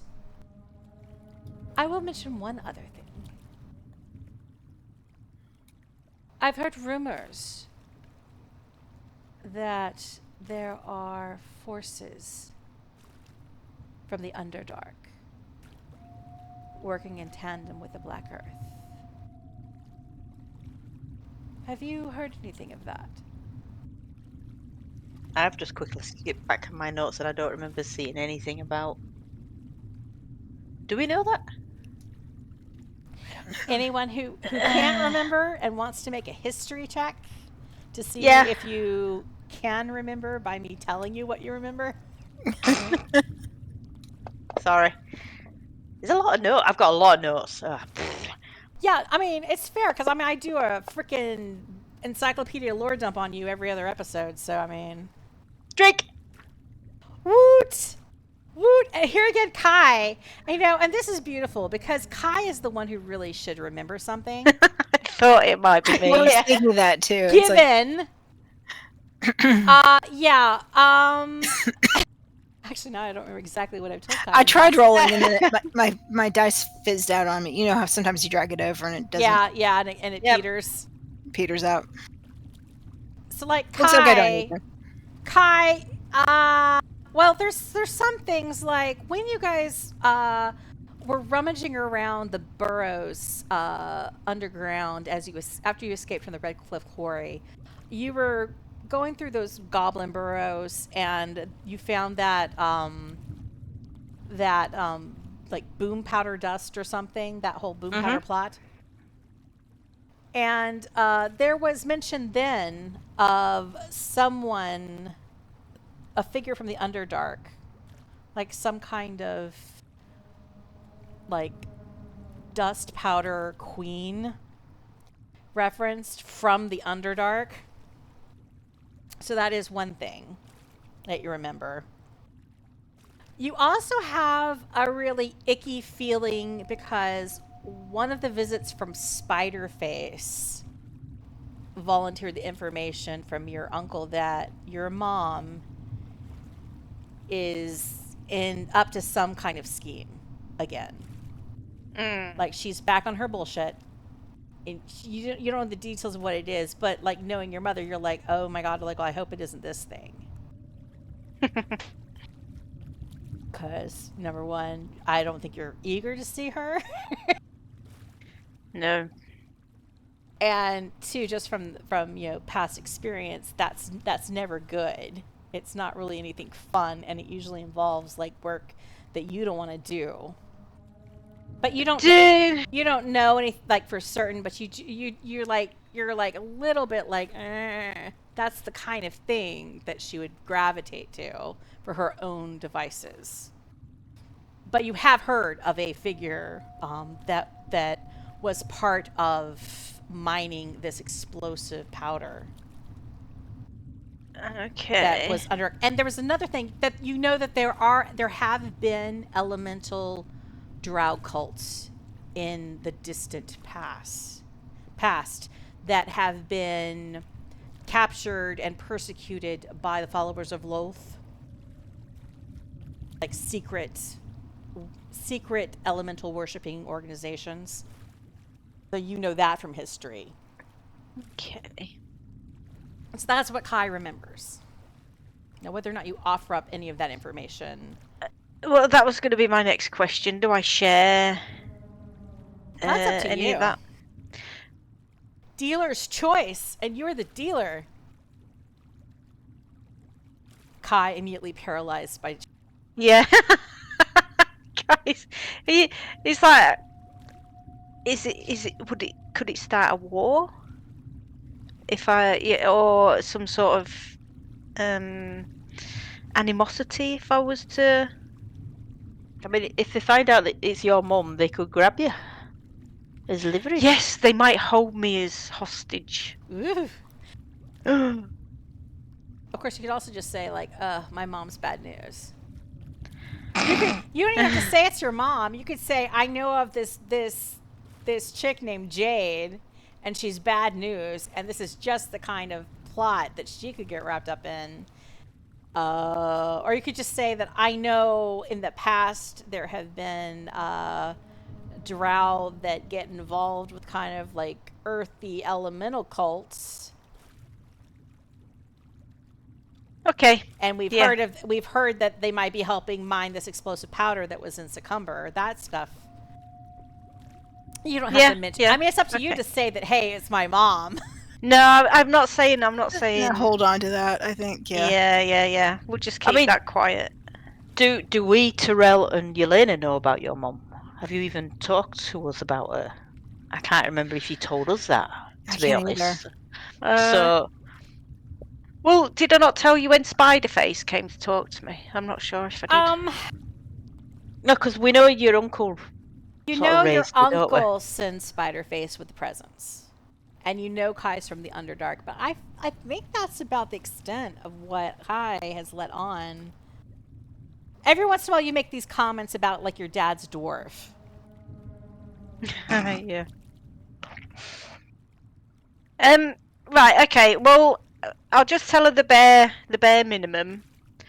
And then when we get back to the hotel, Kai thinks I really ought to tell these two everything. The priestess does find that interesting. And she thinks for a moment. She thinks it's possible. Just a theory that perhaps the reason Orlbar has gone silent isn't necessarily giants. They have minds there. If denizens of the Underdark are involved in the Earth Cult schemes, it's possible they were targeted through the mind. But that's just a Okay. possibility. Conjecture, we have no proof. Do we need to go to Orlbar? Whatever it's mean, called. Bar. Olbar. Bar. It is the next outpost along the road within the Grey Cloak Mountains proper. I mean, regardless of whether we go road or river, we're going to hit that, so...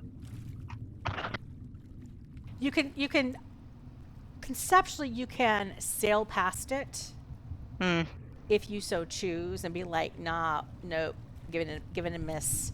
But you can also As if we're going to do that. the river if you choose to do that.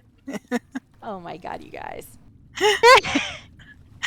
It's going to take another 4 years to get to Parnast. It's like it's a crew of ADHD adventurers getting distracted by shiny things. I'm like, we're so scared we're gonna run into trouble that we do not engage in anything that could Just keep going, potentially get keep us going. into trouble. Ah, dear. It's like Gen X survival skills. Emissary Flo offers one last comment. To you, Terel.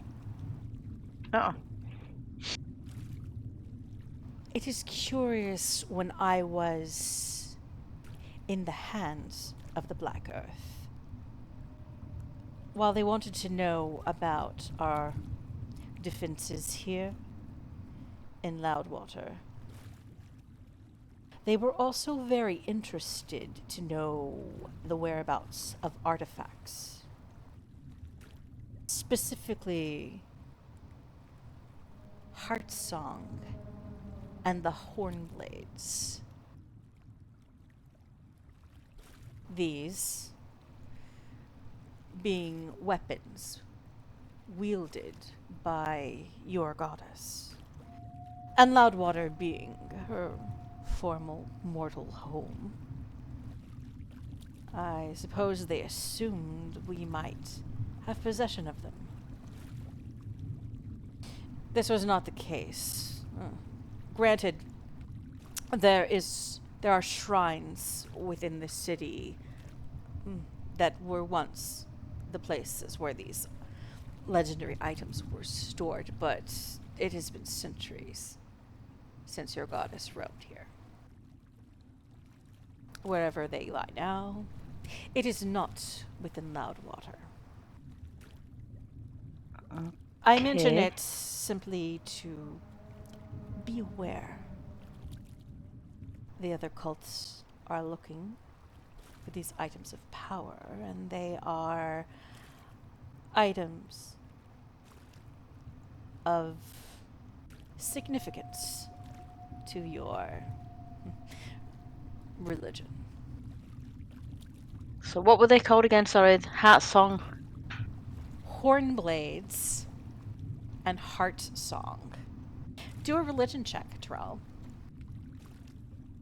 Do I get advantage because it's my religion? Yeah, sure. Yay! Because I have a I -1 on haven't drunk religion. booze yet. Oh, thank God for that. Oh, sweet. Good job you rolled with advantage in it. I know. You know that Heart Song is a longbow wielded by Maliki herself.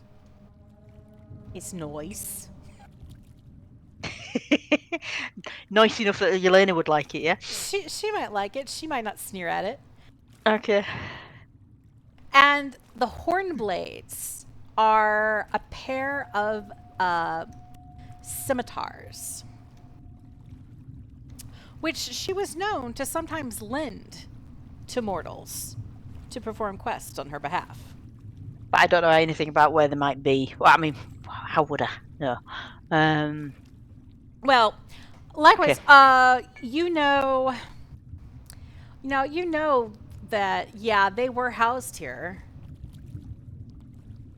The same, but I mean, I'll say, given that that's, not super great information beyond just telling you what they are, I'll say, from what you know, it reinforces what Flo says about them not being here. That in the transition, when Maliki returned, leaving, roaming Terel, that she left them behind in the care of the Green Wardens of Loudwater. Green Wardens of Loudwater, there hasn't been a Green Warden named in quite some time. In fact, the name you picked up of the person who currently reigns in the Lord's Hall is a descendant of the last known Green Warden. There was an orc named, I think, Orog. So it's just a descendant, but nobody from since their time, has been granted the title and honors of a Green Warden. Okay. And is there any reason, I mean, if they get their hands on it, can anybody wield them? They don't have to be given over by Maliki as a way of allowing... Yeah, they're like legendary artifacts, or legendary artifacts, yeah. Okay. So, just like if you found a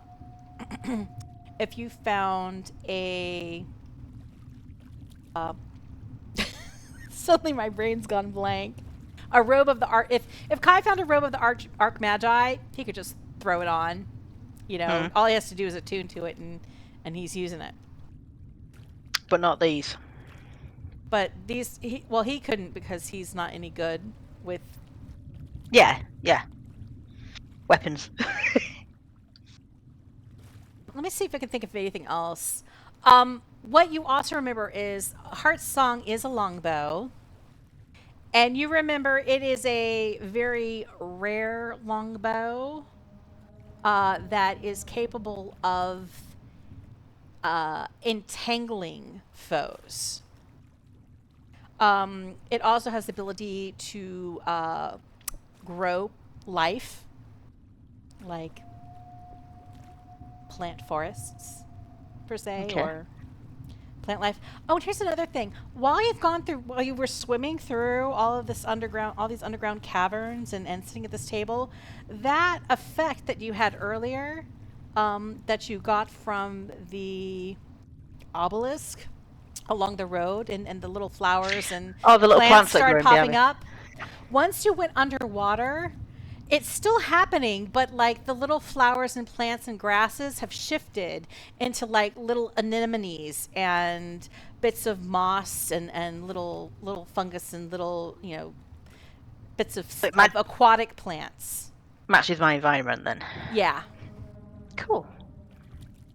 Okay. So like there's something about like the arrows that are shot by Heartsong are very true to their target. There's something about people are able to shoot faster with it, and then there things about like power to entangle and power to grow are part of the legend of Heartsong. And then the Hornblades. This is me looking everything up on the Forgotten Realms wiki. Go Forgotten Realms wiki, I love you. The Hornblades were like, as they are named, they seem to be carved out of literal animal horns. But they had this way, like the blades kind of like bend like sickles. And here again, they were things that could like, things about the Hornblades features prevented being surprised. They were a method of like locking things down, and they were also kind of considered holy weapons that protected the wielders, gave them additional defense. Okay. There is a little bit of, I think, you feel a little concern just naturally, wondering what these elemental cults are looking for these artifacts specifically, because there's nothing in their inherent nature that says this is an earthen tide thing, this is a flame tide thing. It's very much artifacts of nature. And why do they want them? Unless you have any other questions, we'll say that. You cut out again. Well, I stopped talking. I said the dinner comes to a close, and then I just stopped talking. All right. Okay. I'm hovering. I'm waiting for you guys to offer up if you have any other questions. I mean, I'm not going to tell them what I know about the weapons and stuff. They obviously probably know about stuff about them anyway. I don't know where the weapons are, so there's not I can really add to it.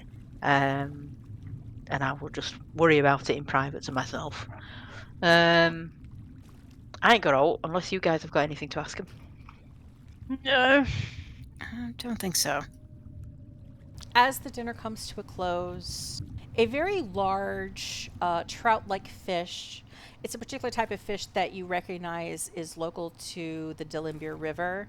A very large zorp kind of floats up to the priestess as she beckons it closer, and you see her, whisper, give it a little whisper, and a few minutes later, Leaky appears again, and she nods. I'm ready to escort you back to the woodlands when you're ready.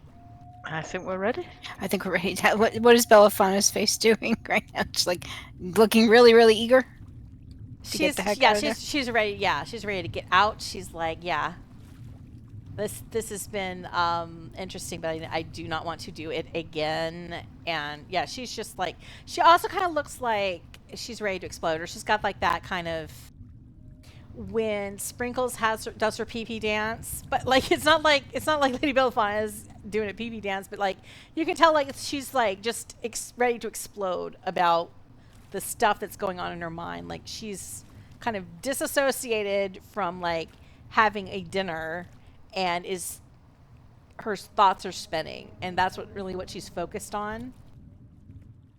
Like this driving, these driving thoughts. Like in Sprinkle's case, it's about, she needs to pee, but like in Belliphona's place, it's about like, oh my god, like all of this stuff from this dinner.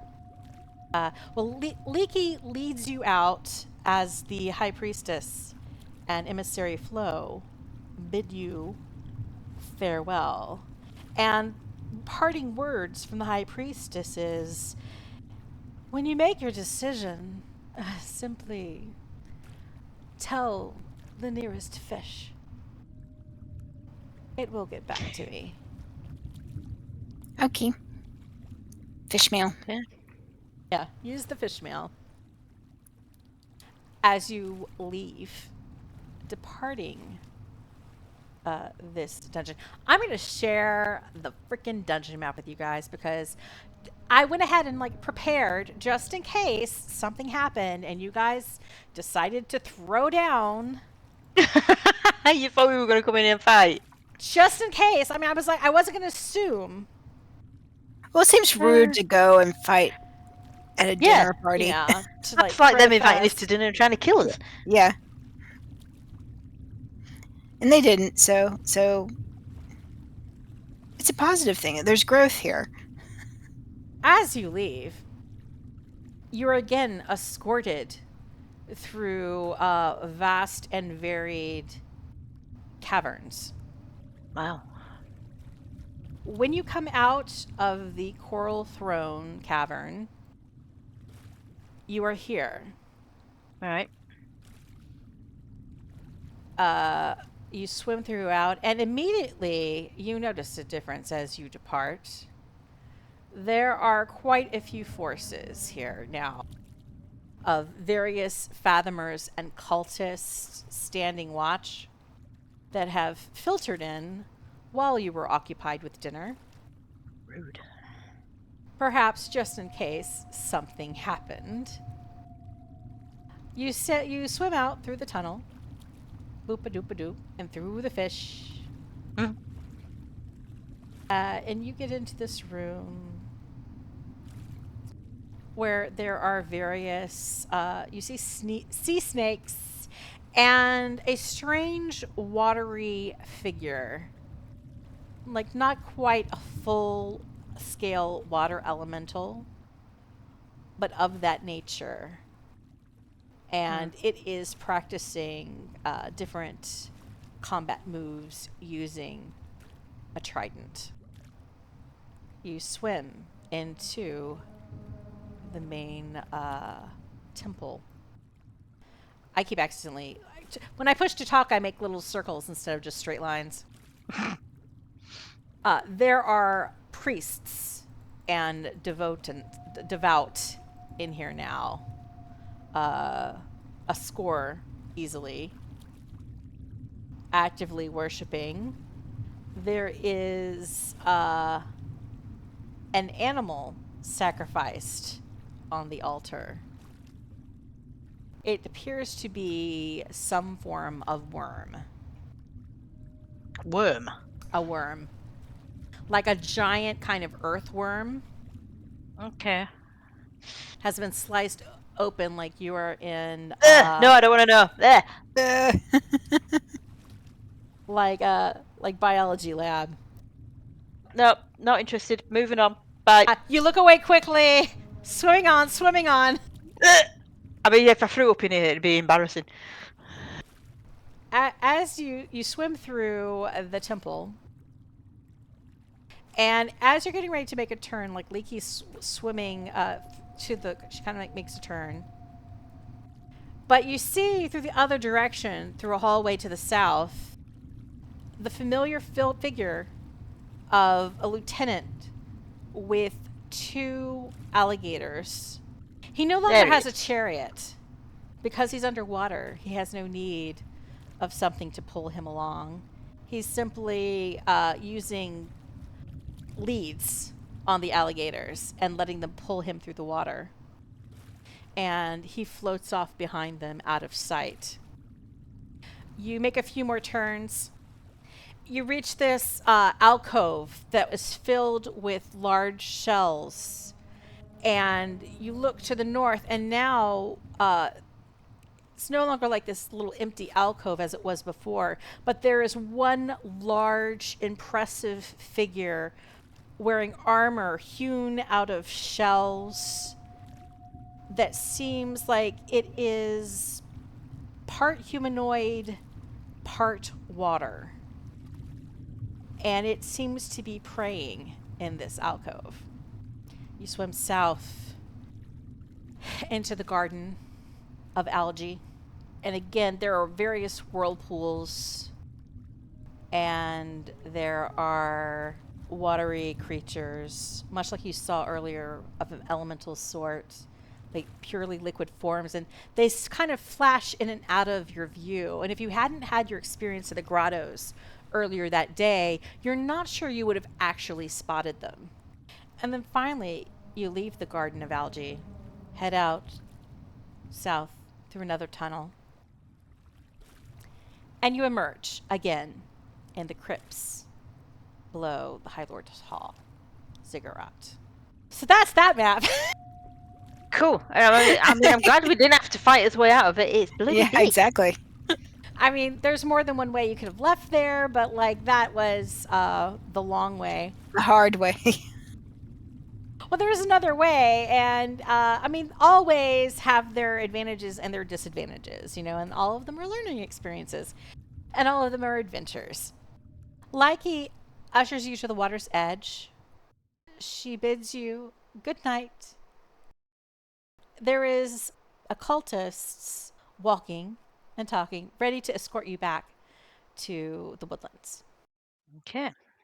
So it takes a good half hour for you to return to your inn.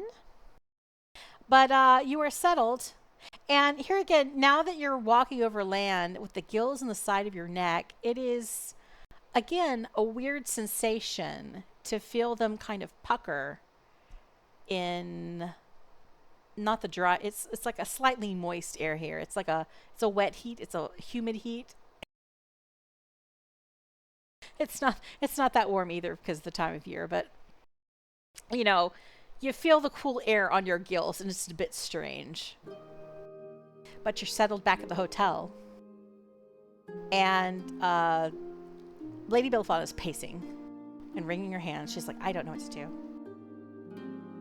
I really don't know what to do.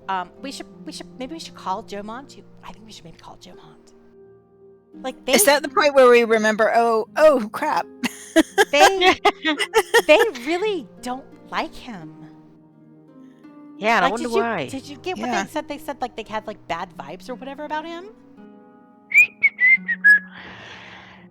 I don't see it. I don't understand. But like, everybody can make an insight check, and Lady Belliphauna is going to make an insight check What, on why no one likes Jomont? I thought we all knew that. about I know why you don't like Jomont, but why the cultists Oh my might not God. like Jomont. I've got absolutely Come on, Callie. no insight today.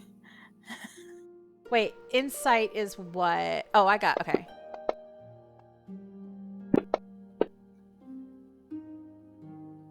Oh, Lady Belliphauna did the highest, but she didn't do that high. She's got a 15.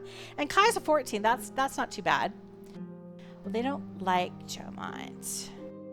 Lady Belliphauna has the slightly additional insight that she was there when there was the whole situation with Emissary Flo. And she says, you know, from the get-go, like from the moment that Garen raised Flo from the dead, he had a bad attitude about Jomont. Like, Jomont didn't even get to say anything. Like, the vibes were not cool.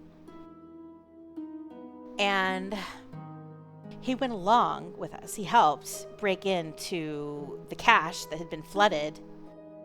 But as soon as we got the gems out, before he left, you know, he attacked Jomont.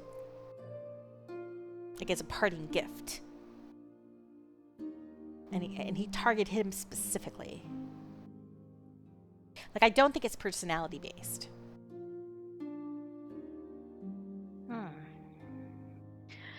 So they do somehow sense something about him. Kai brings up to you think about you mentioned this to Lady Belliphauna brought her memory. You're like, didn't way back when, like 18 years ago, when we were just leaving Rouge Fair and we had that whole thing fighting goblins, and Lord Jomont was really stupid and didn't put his armor on before he went to sleep, and he got really knocked up, not that kind of knocked up, but he got roughed up, And then you drugged him. And then, like, we did medicine stuff, and I, like, pilfered around some. No, I didn't do that. I completely minded my own business.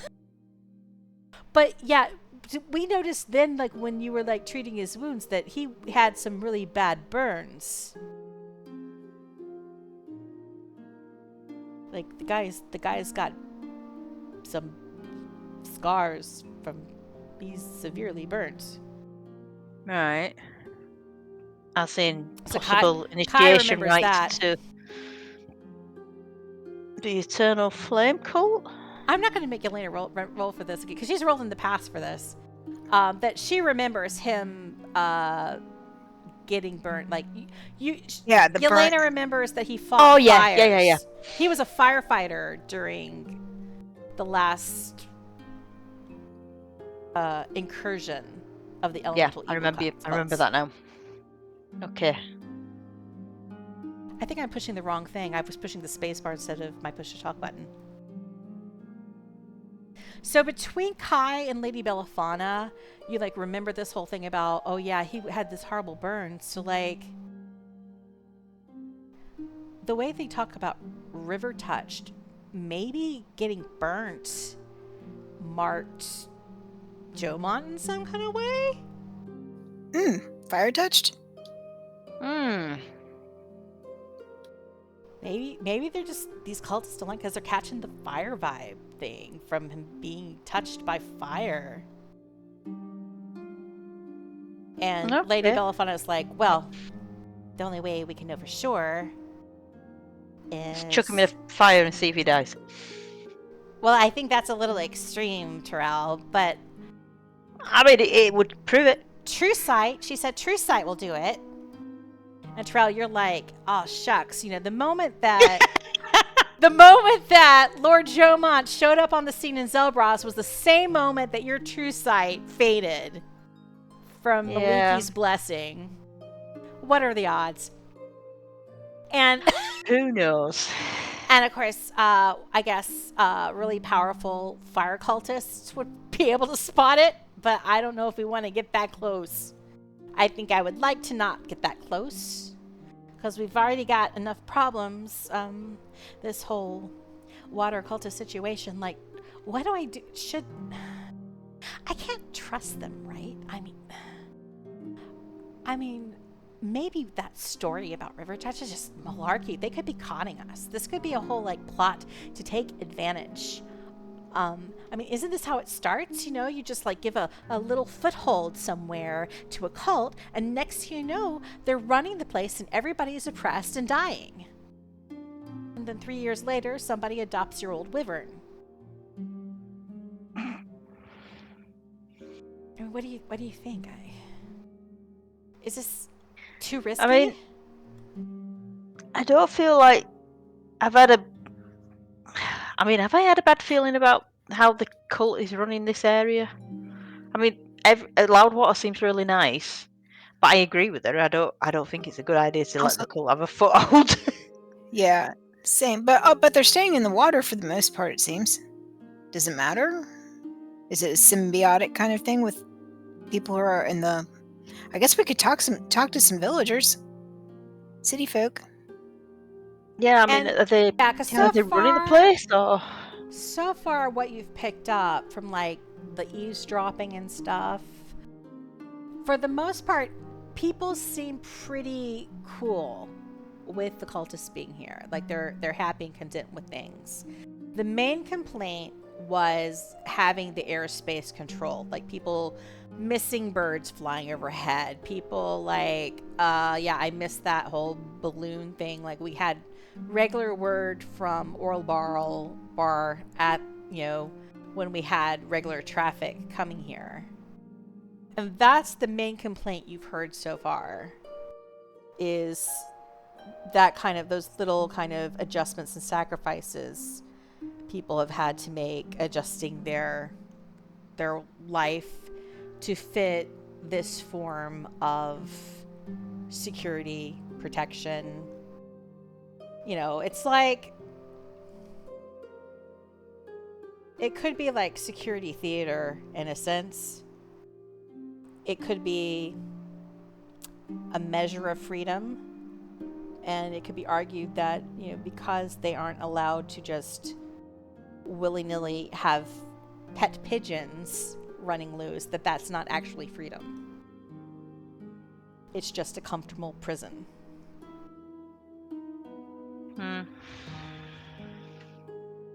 But people are allowed to come and go. And you don't have any sense of you are being threatened by any coerciveness, there might be a little undue influence with this, whining and dining here and bringing up the different threats that are out there. But I don't think it really classifies as coercion in what the cultists have said to you so far. It's kind of like you're free to make your choice, and whatever you choose, let the fish swim where they may. I don't know what would the watery version of where let the chips fall where they may. Let the crisps get soggy. Okay. So we don't get the impression that they will pounce on us if we say no. Yeah. Or if Belliphauna says no. I mean, at least that's what she explicitly said. I mean, I don't think you guys did an insight check at the time, but yeah. She explicitly said, no harm, no foul. But she was just being very honest. Hey, I'll let you do an inside check, but this is like you guys reflecting on your experience. Okay. Ooh.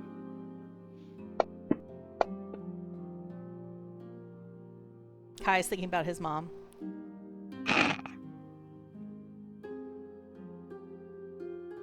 Kim, are you having problems rolling? Oh, sorry. I don't know. It could have been like a dice wipeout. Okay. There we go. So both Terel and Yelena, you do have a sense that you don't have a sense that she was being really deceptive at all during this meeting. Either one of them. You think in a way that the High Priestess was being brutally frank and open. It was definitely strategic what she talked about. She was suiting her own desires, what she would like to have happen, but she was also being very frank about genuine threats and wanted to make sure that you knew they were out there. And in a way, that could be like, hey, you need our protection, or you need our alliance, because there's these threats out there. But it also could be, here again, the conundrum of the drowning in a river in a storm. Which came first, did the water drown them, or was the water just being water and the storm put them in that position? She could be offering you mercy by saying, hey, you need to be aware of these threats. Now you're ready for them, and you can take them into advisement, and I have sent you on your way without being ignorant. Okay. I mean, of all the cultists we've met, they do seem like the most reasonable. You get a sense of you have to, keep in mind the past encounters you have had. There is a brutality in some of the encounters you've had. They overran the quarry, knowing that it was an outpost for the Black Earth.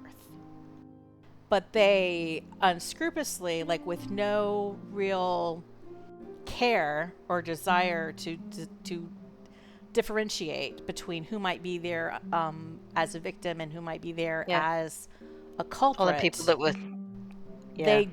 They just flooded the place. They were drowning, Now, and they kind of like left you to your own devices to survive it. And because you did, that warrants a measure of respect as far as she's concerned, because like, as she brought up, this is like kind of, a hazing procedure that we do with our own people. So, hey, that you survived it, that's like a sign of quality. And then that was followed by her basically ransoming or threatening Secomber. She drowned several people. And that's what like Lady Belliphauna and Lord Jomont and Lord Aguirre's whole Ravenshade's whole side plot was to try to bring those people back from the dead that these water cultists killed in their initial threat. So that part is kind of like they are not cuddly, but at the same time you can have conversation. You get the sense, I'll say from these insights from your meal, you have a sense that as long as you don't raise her ire, she can be very patient and very open to discussion. But if a line is crossed, there's a wrath there. Okay. That is cruel and merciless. There is a deluge. So, I'll tell you right now, I don't particularly want to travel by river. I kind of fancy having a peek at Orlbar as well.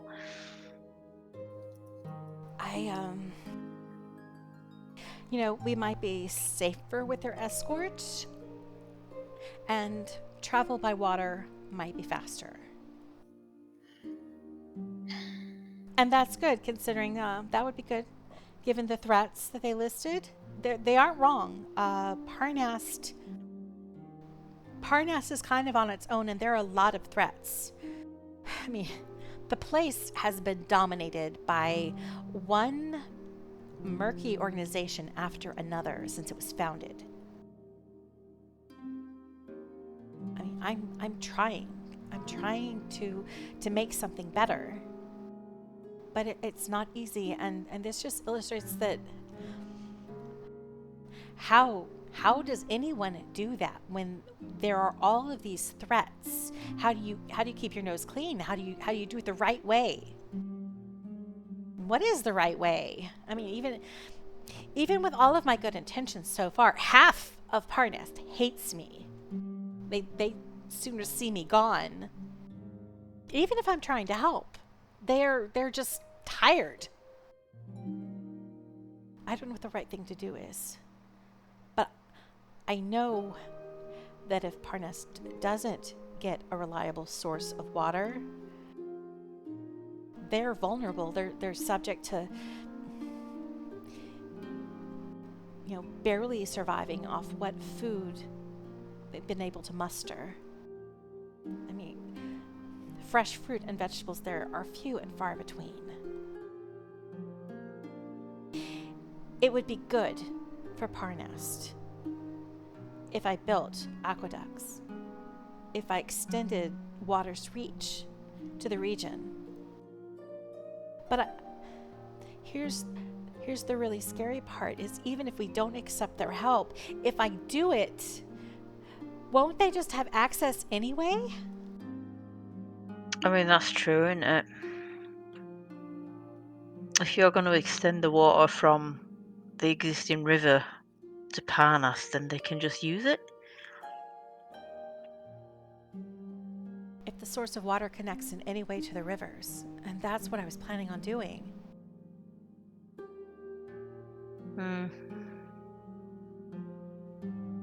Well, silly.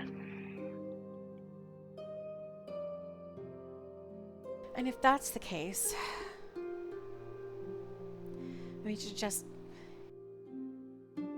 bend like a willow. Kind of lean into it. Make it easier. Though, that sounds kind of depressing. Like giving up. I mean, what did she say she actually wanted? She wanted to send the guys with us. She's sending like 20 people to join And the they would settlers. And then they would settle in Parnast. Help build the water system, and then they would become permanent fixture there. And 20, so you've got about 50 people with the caravan right now. Yeah. There's about that many people in Parnast. So this would be about like 20% added on would be cultists to the total population of Parnast. And from what Lady Belliphauna says, about half the people really don't support her that are in Parnast. So a couple dozen people are not really, on the side of like any outsider coming in and trying to like be in charge. They're like resistant to the Lord's Alliance doing anything there. And she does feel like if they know that she's brought cultists in, that's not going to help her. No, just tip him over. What are the odds?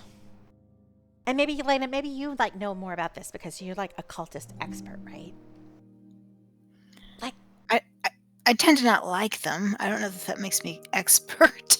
no, I just wonder what if we could ask, let the cultists come along, and then had them all like pinky swear to like keep it on the down low, and like don't let anybody know that you're cultists, because like the second they know you're cultists, they might try to chase you out with pitchforks, and as soon as that happens, I'm gonna let it happen, and like kind of have it be contingent. I mean, from your experience with cultists, does that sound feasible?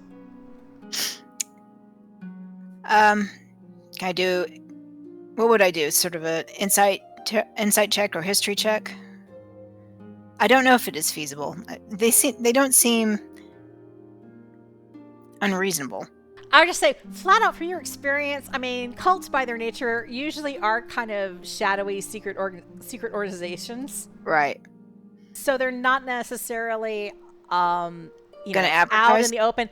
The situation in Loudwater is very different from the usual cultist kind of situations you've encountered before. What little you've heard about Parnast and the dragon cult, that also seems like kind of an outlier, that like people knew that members of a dragon cult were like in charge of the town and had them like they must have like just really been run roughshod over the town to be not in secret anymore. So in your opinion, it is the default for them to be a secret shadow organization. Don't even need to ask them. Having their hand signal, having the secret hand signal and all that kind of stuff. It's more like the situation in Secomber where people were having like secret meetings in the bathhouse and stuff like that, and you had to like drink your special tea before you got to go to the whatever and do your rituals to join up. This is the norm. As far as you know, like a don't ask, don't tell kind of secret cult. Because the cults that are above board are like the religions. They're like, well, isn't that what they say? A cult eventually morphs into a religion. Yeah, they're walking around with their Maliki shields. There you go. So from your point of view, like, yeah, it's kind of rare for them to be open, so they might be open to being secret.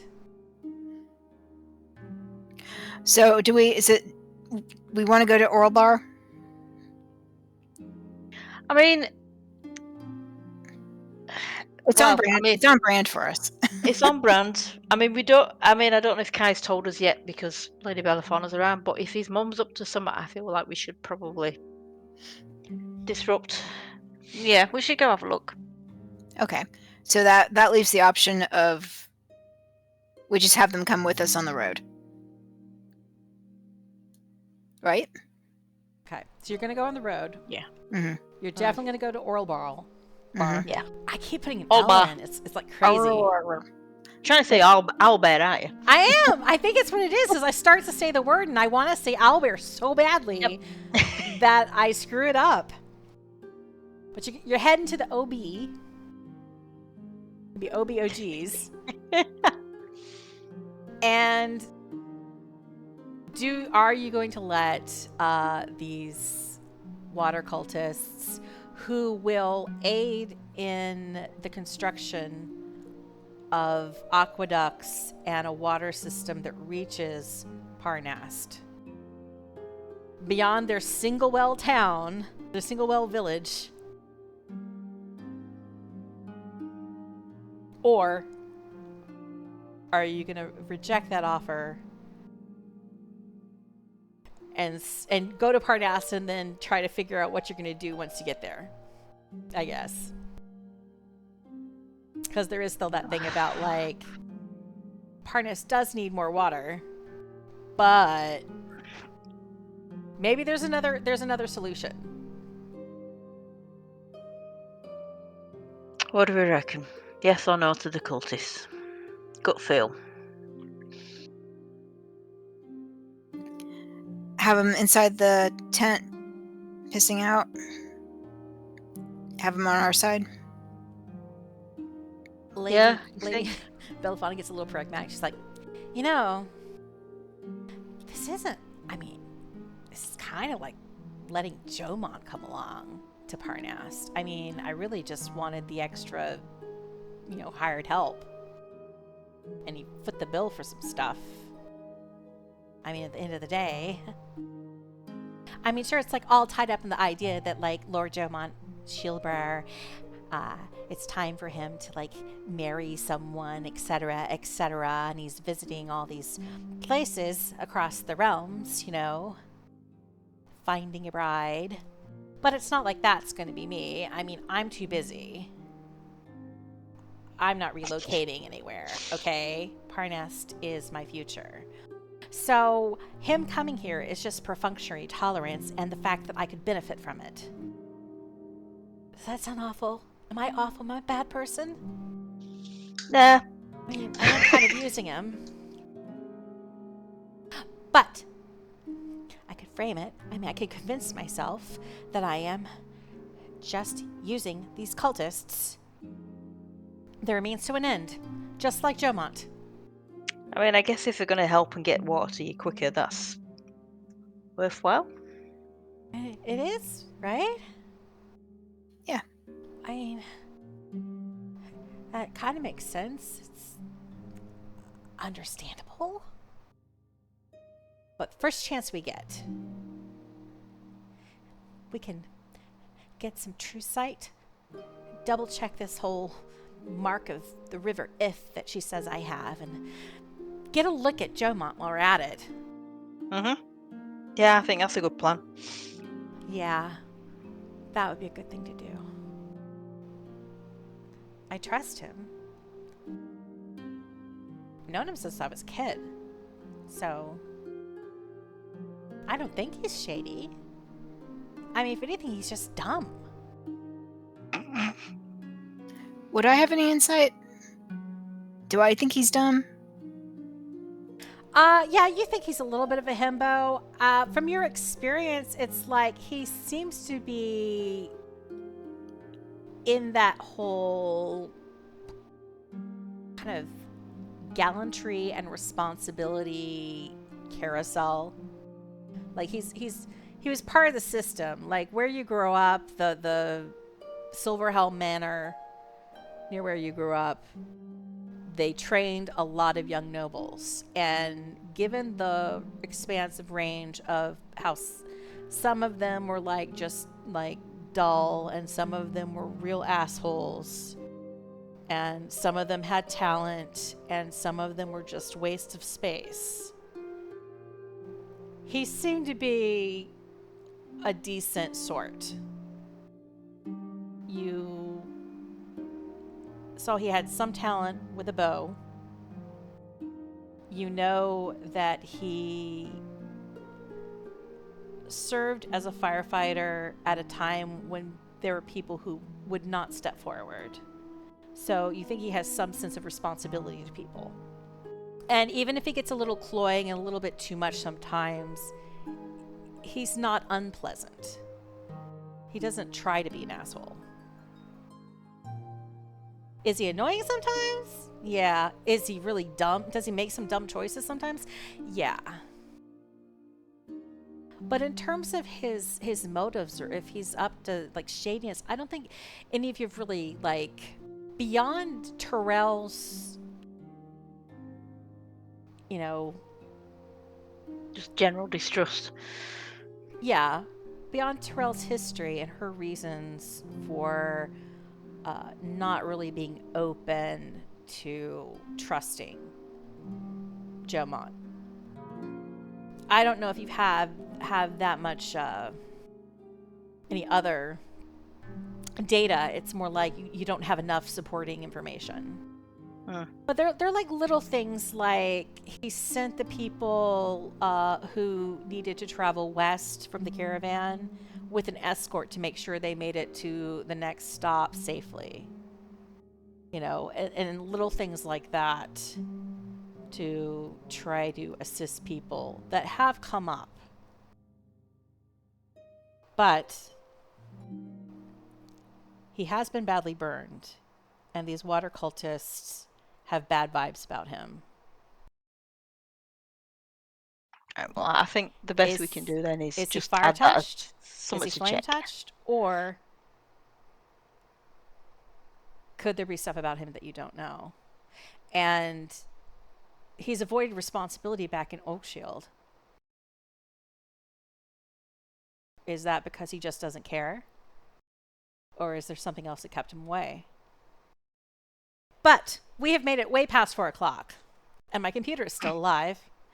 And I will leave it for you guys, I think, to ruminate on that last decision about whether you accept bringing the Crushing Wave cultists along with the caravan when you depart Loudwater next session.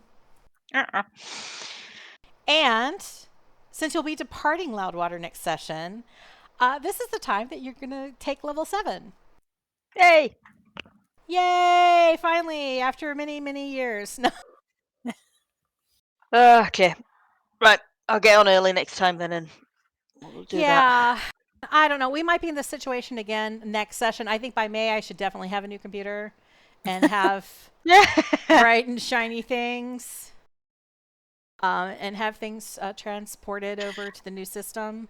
They've got all the bits and pieces, don't they? They've got all the parts. Okay, good. So parts is parts. They just don't actually have them in the computer case, apparently. Or if they do have them in the computer case, they have not done quality control on it yet to make sure everything's plugged in before they send it to me. I better get a computer next week. I better. I'm not sure. I'm not totally confident about my ability to like get everything set up next weekend. And of course, if they don't send it to me by Friday, then I'm definitely not going to have a chance to configure it, because we're going to play again in 2 weeks on the 19th. Are you going to have to set up a little swamp cooler next to your CPU? I don't know. I make maybe a bowl of ice cubes, go old Yeah, school. exactly. A bowl of ice cubes, a fan over it, blowing I don't think it into helps. that. I have a meeting thing that I have to do right before this on Saturday mornings. Yeah.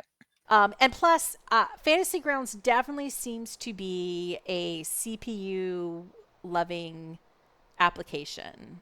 Like every time we open up files and interact with graphic images and stuff like that, it seems to spike the CPU a little bit because it's using the graphic processor. So graphic processing things are what make it hotter. But hey, we didn't crash. Nope. Survived the evening. It did not become a brick. So yay! Nice. All right, I have to go because I really need to pee.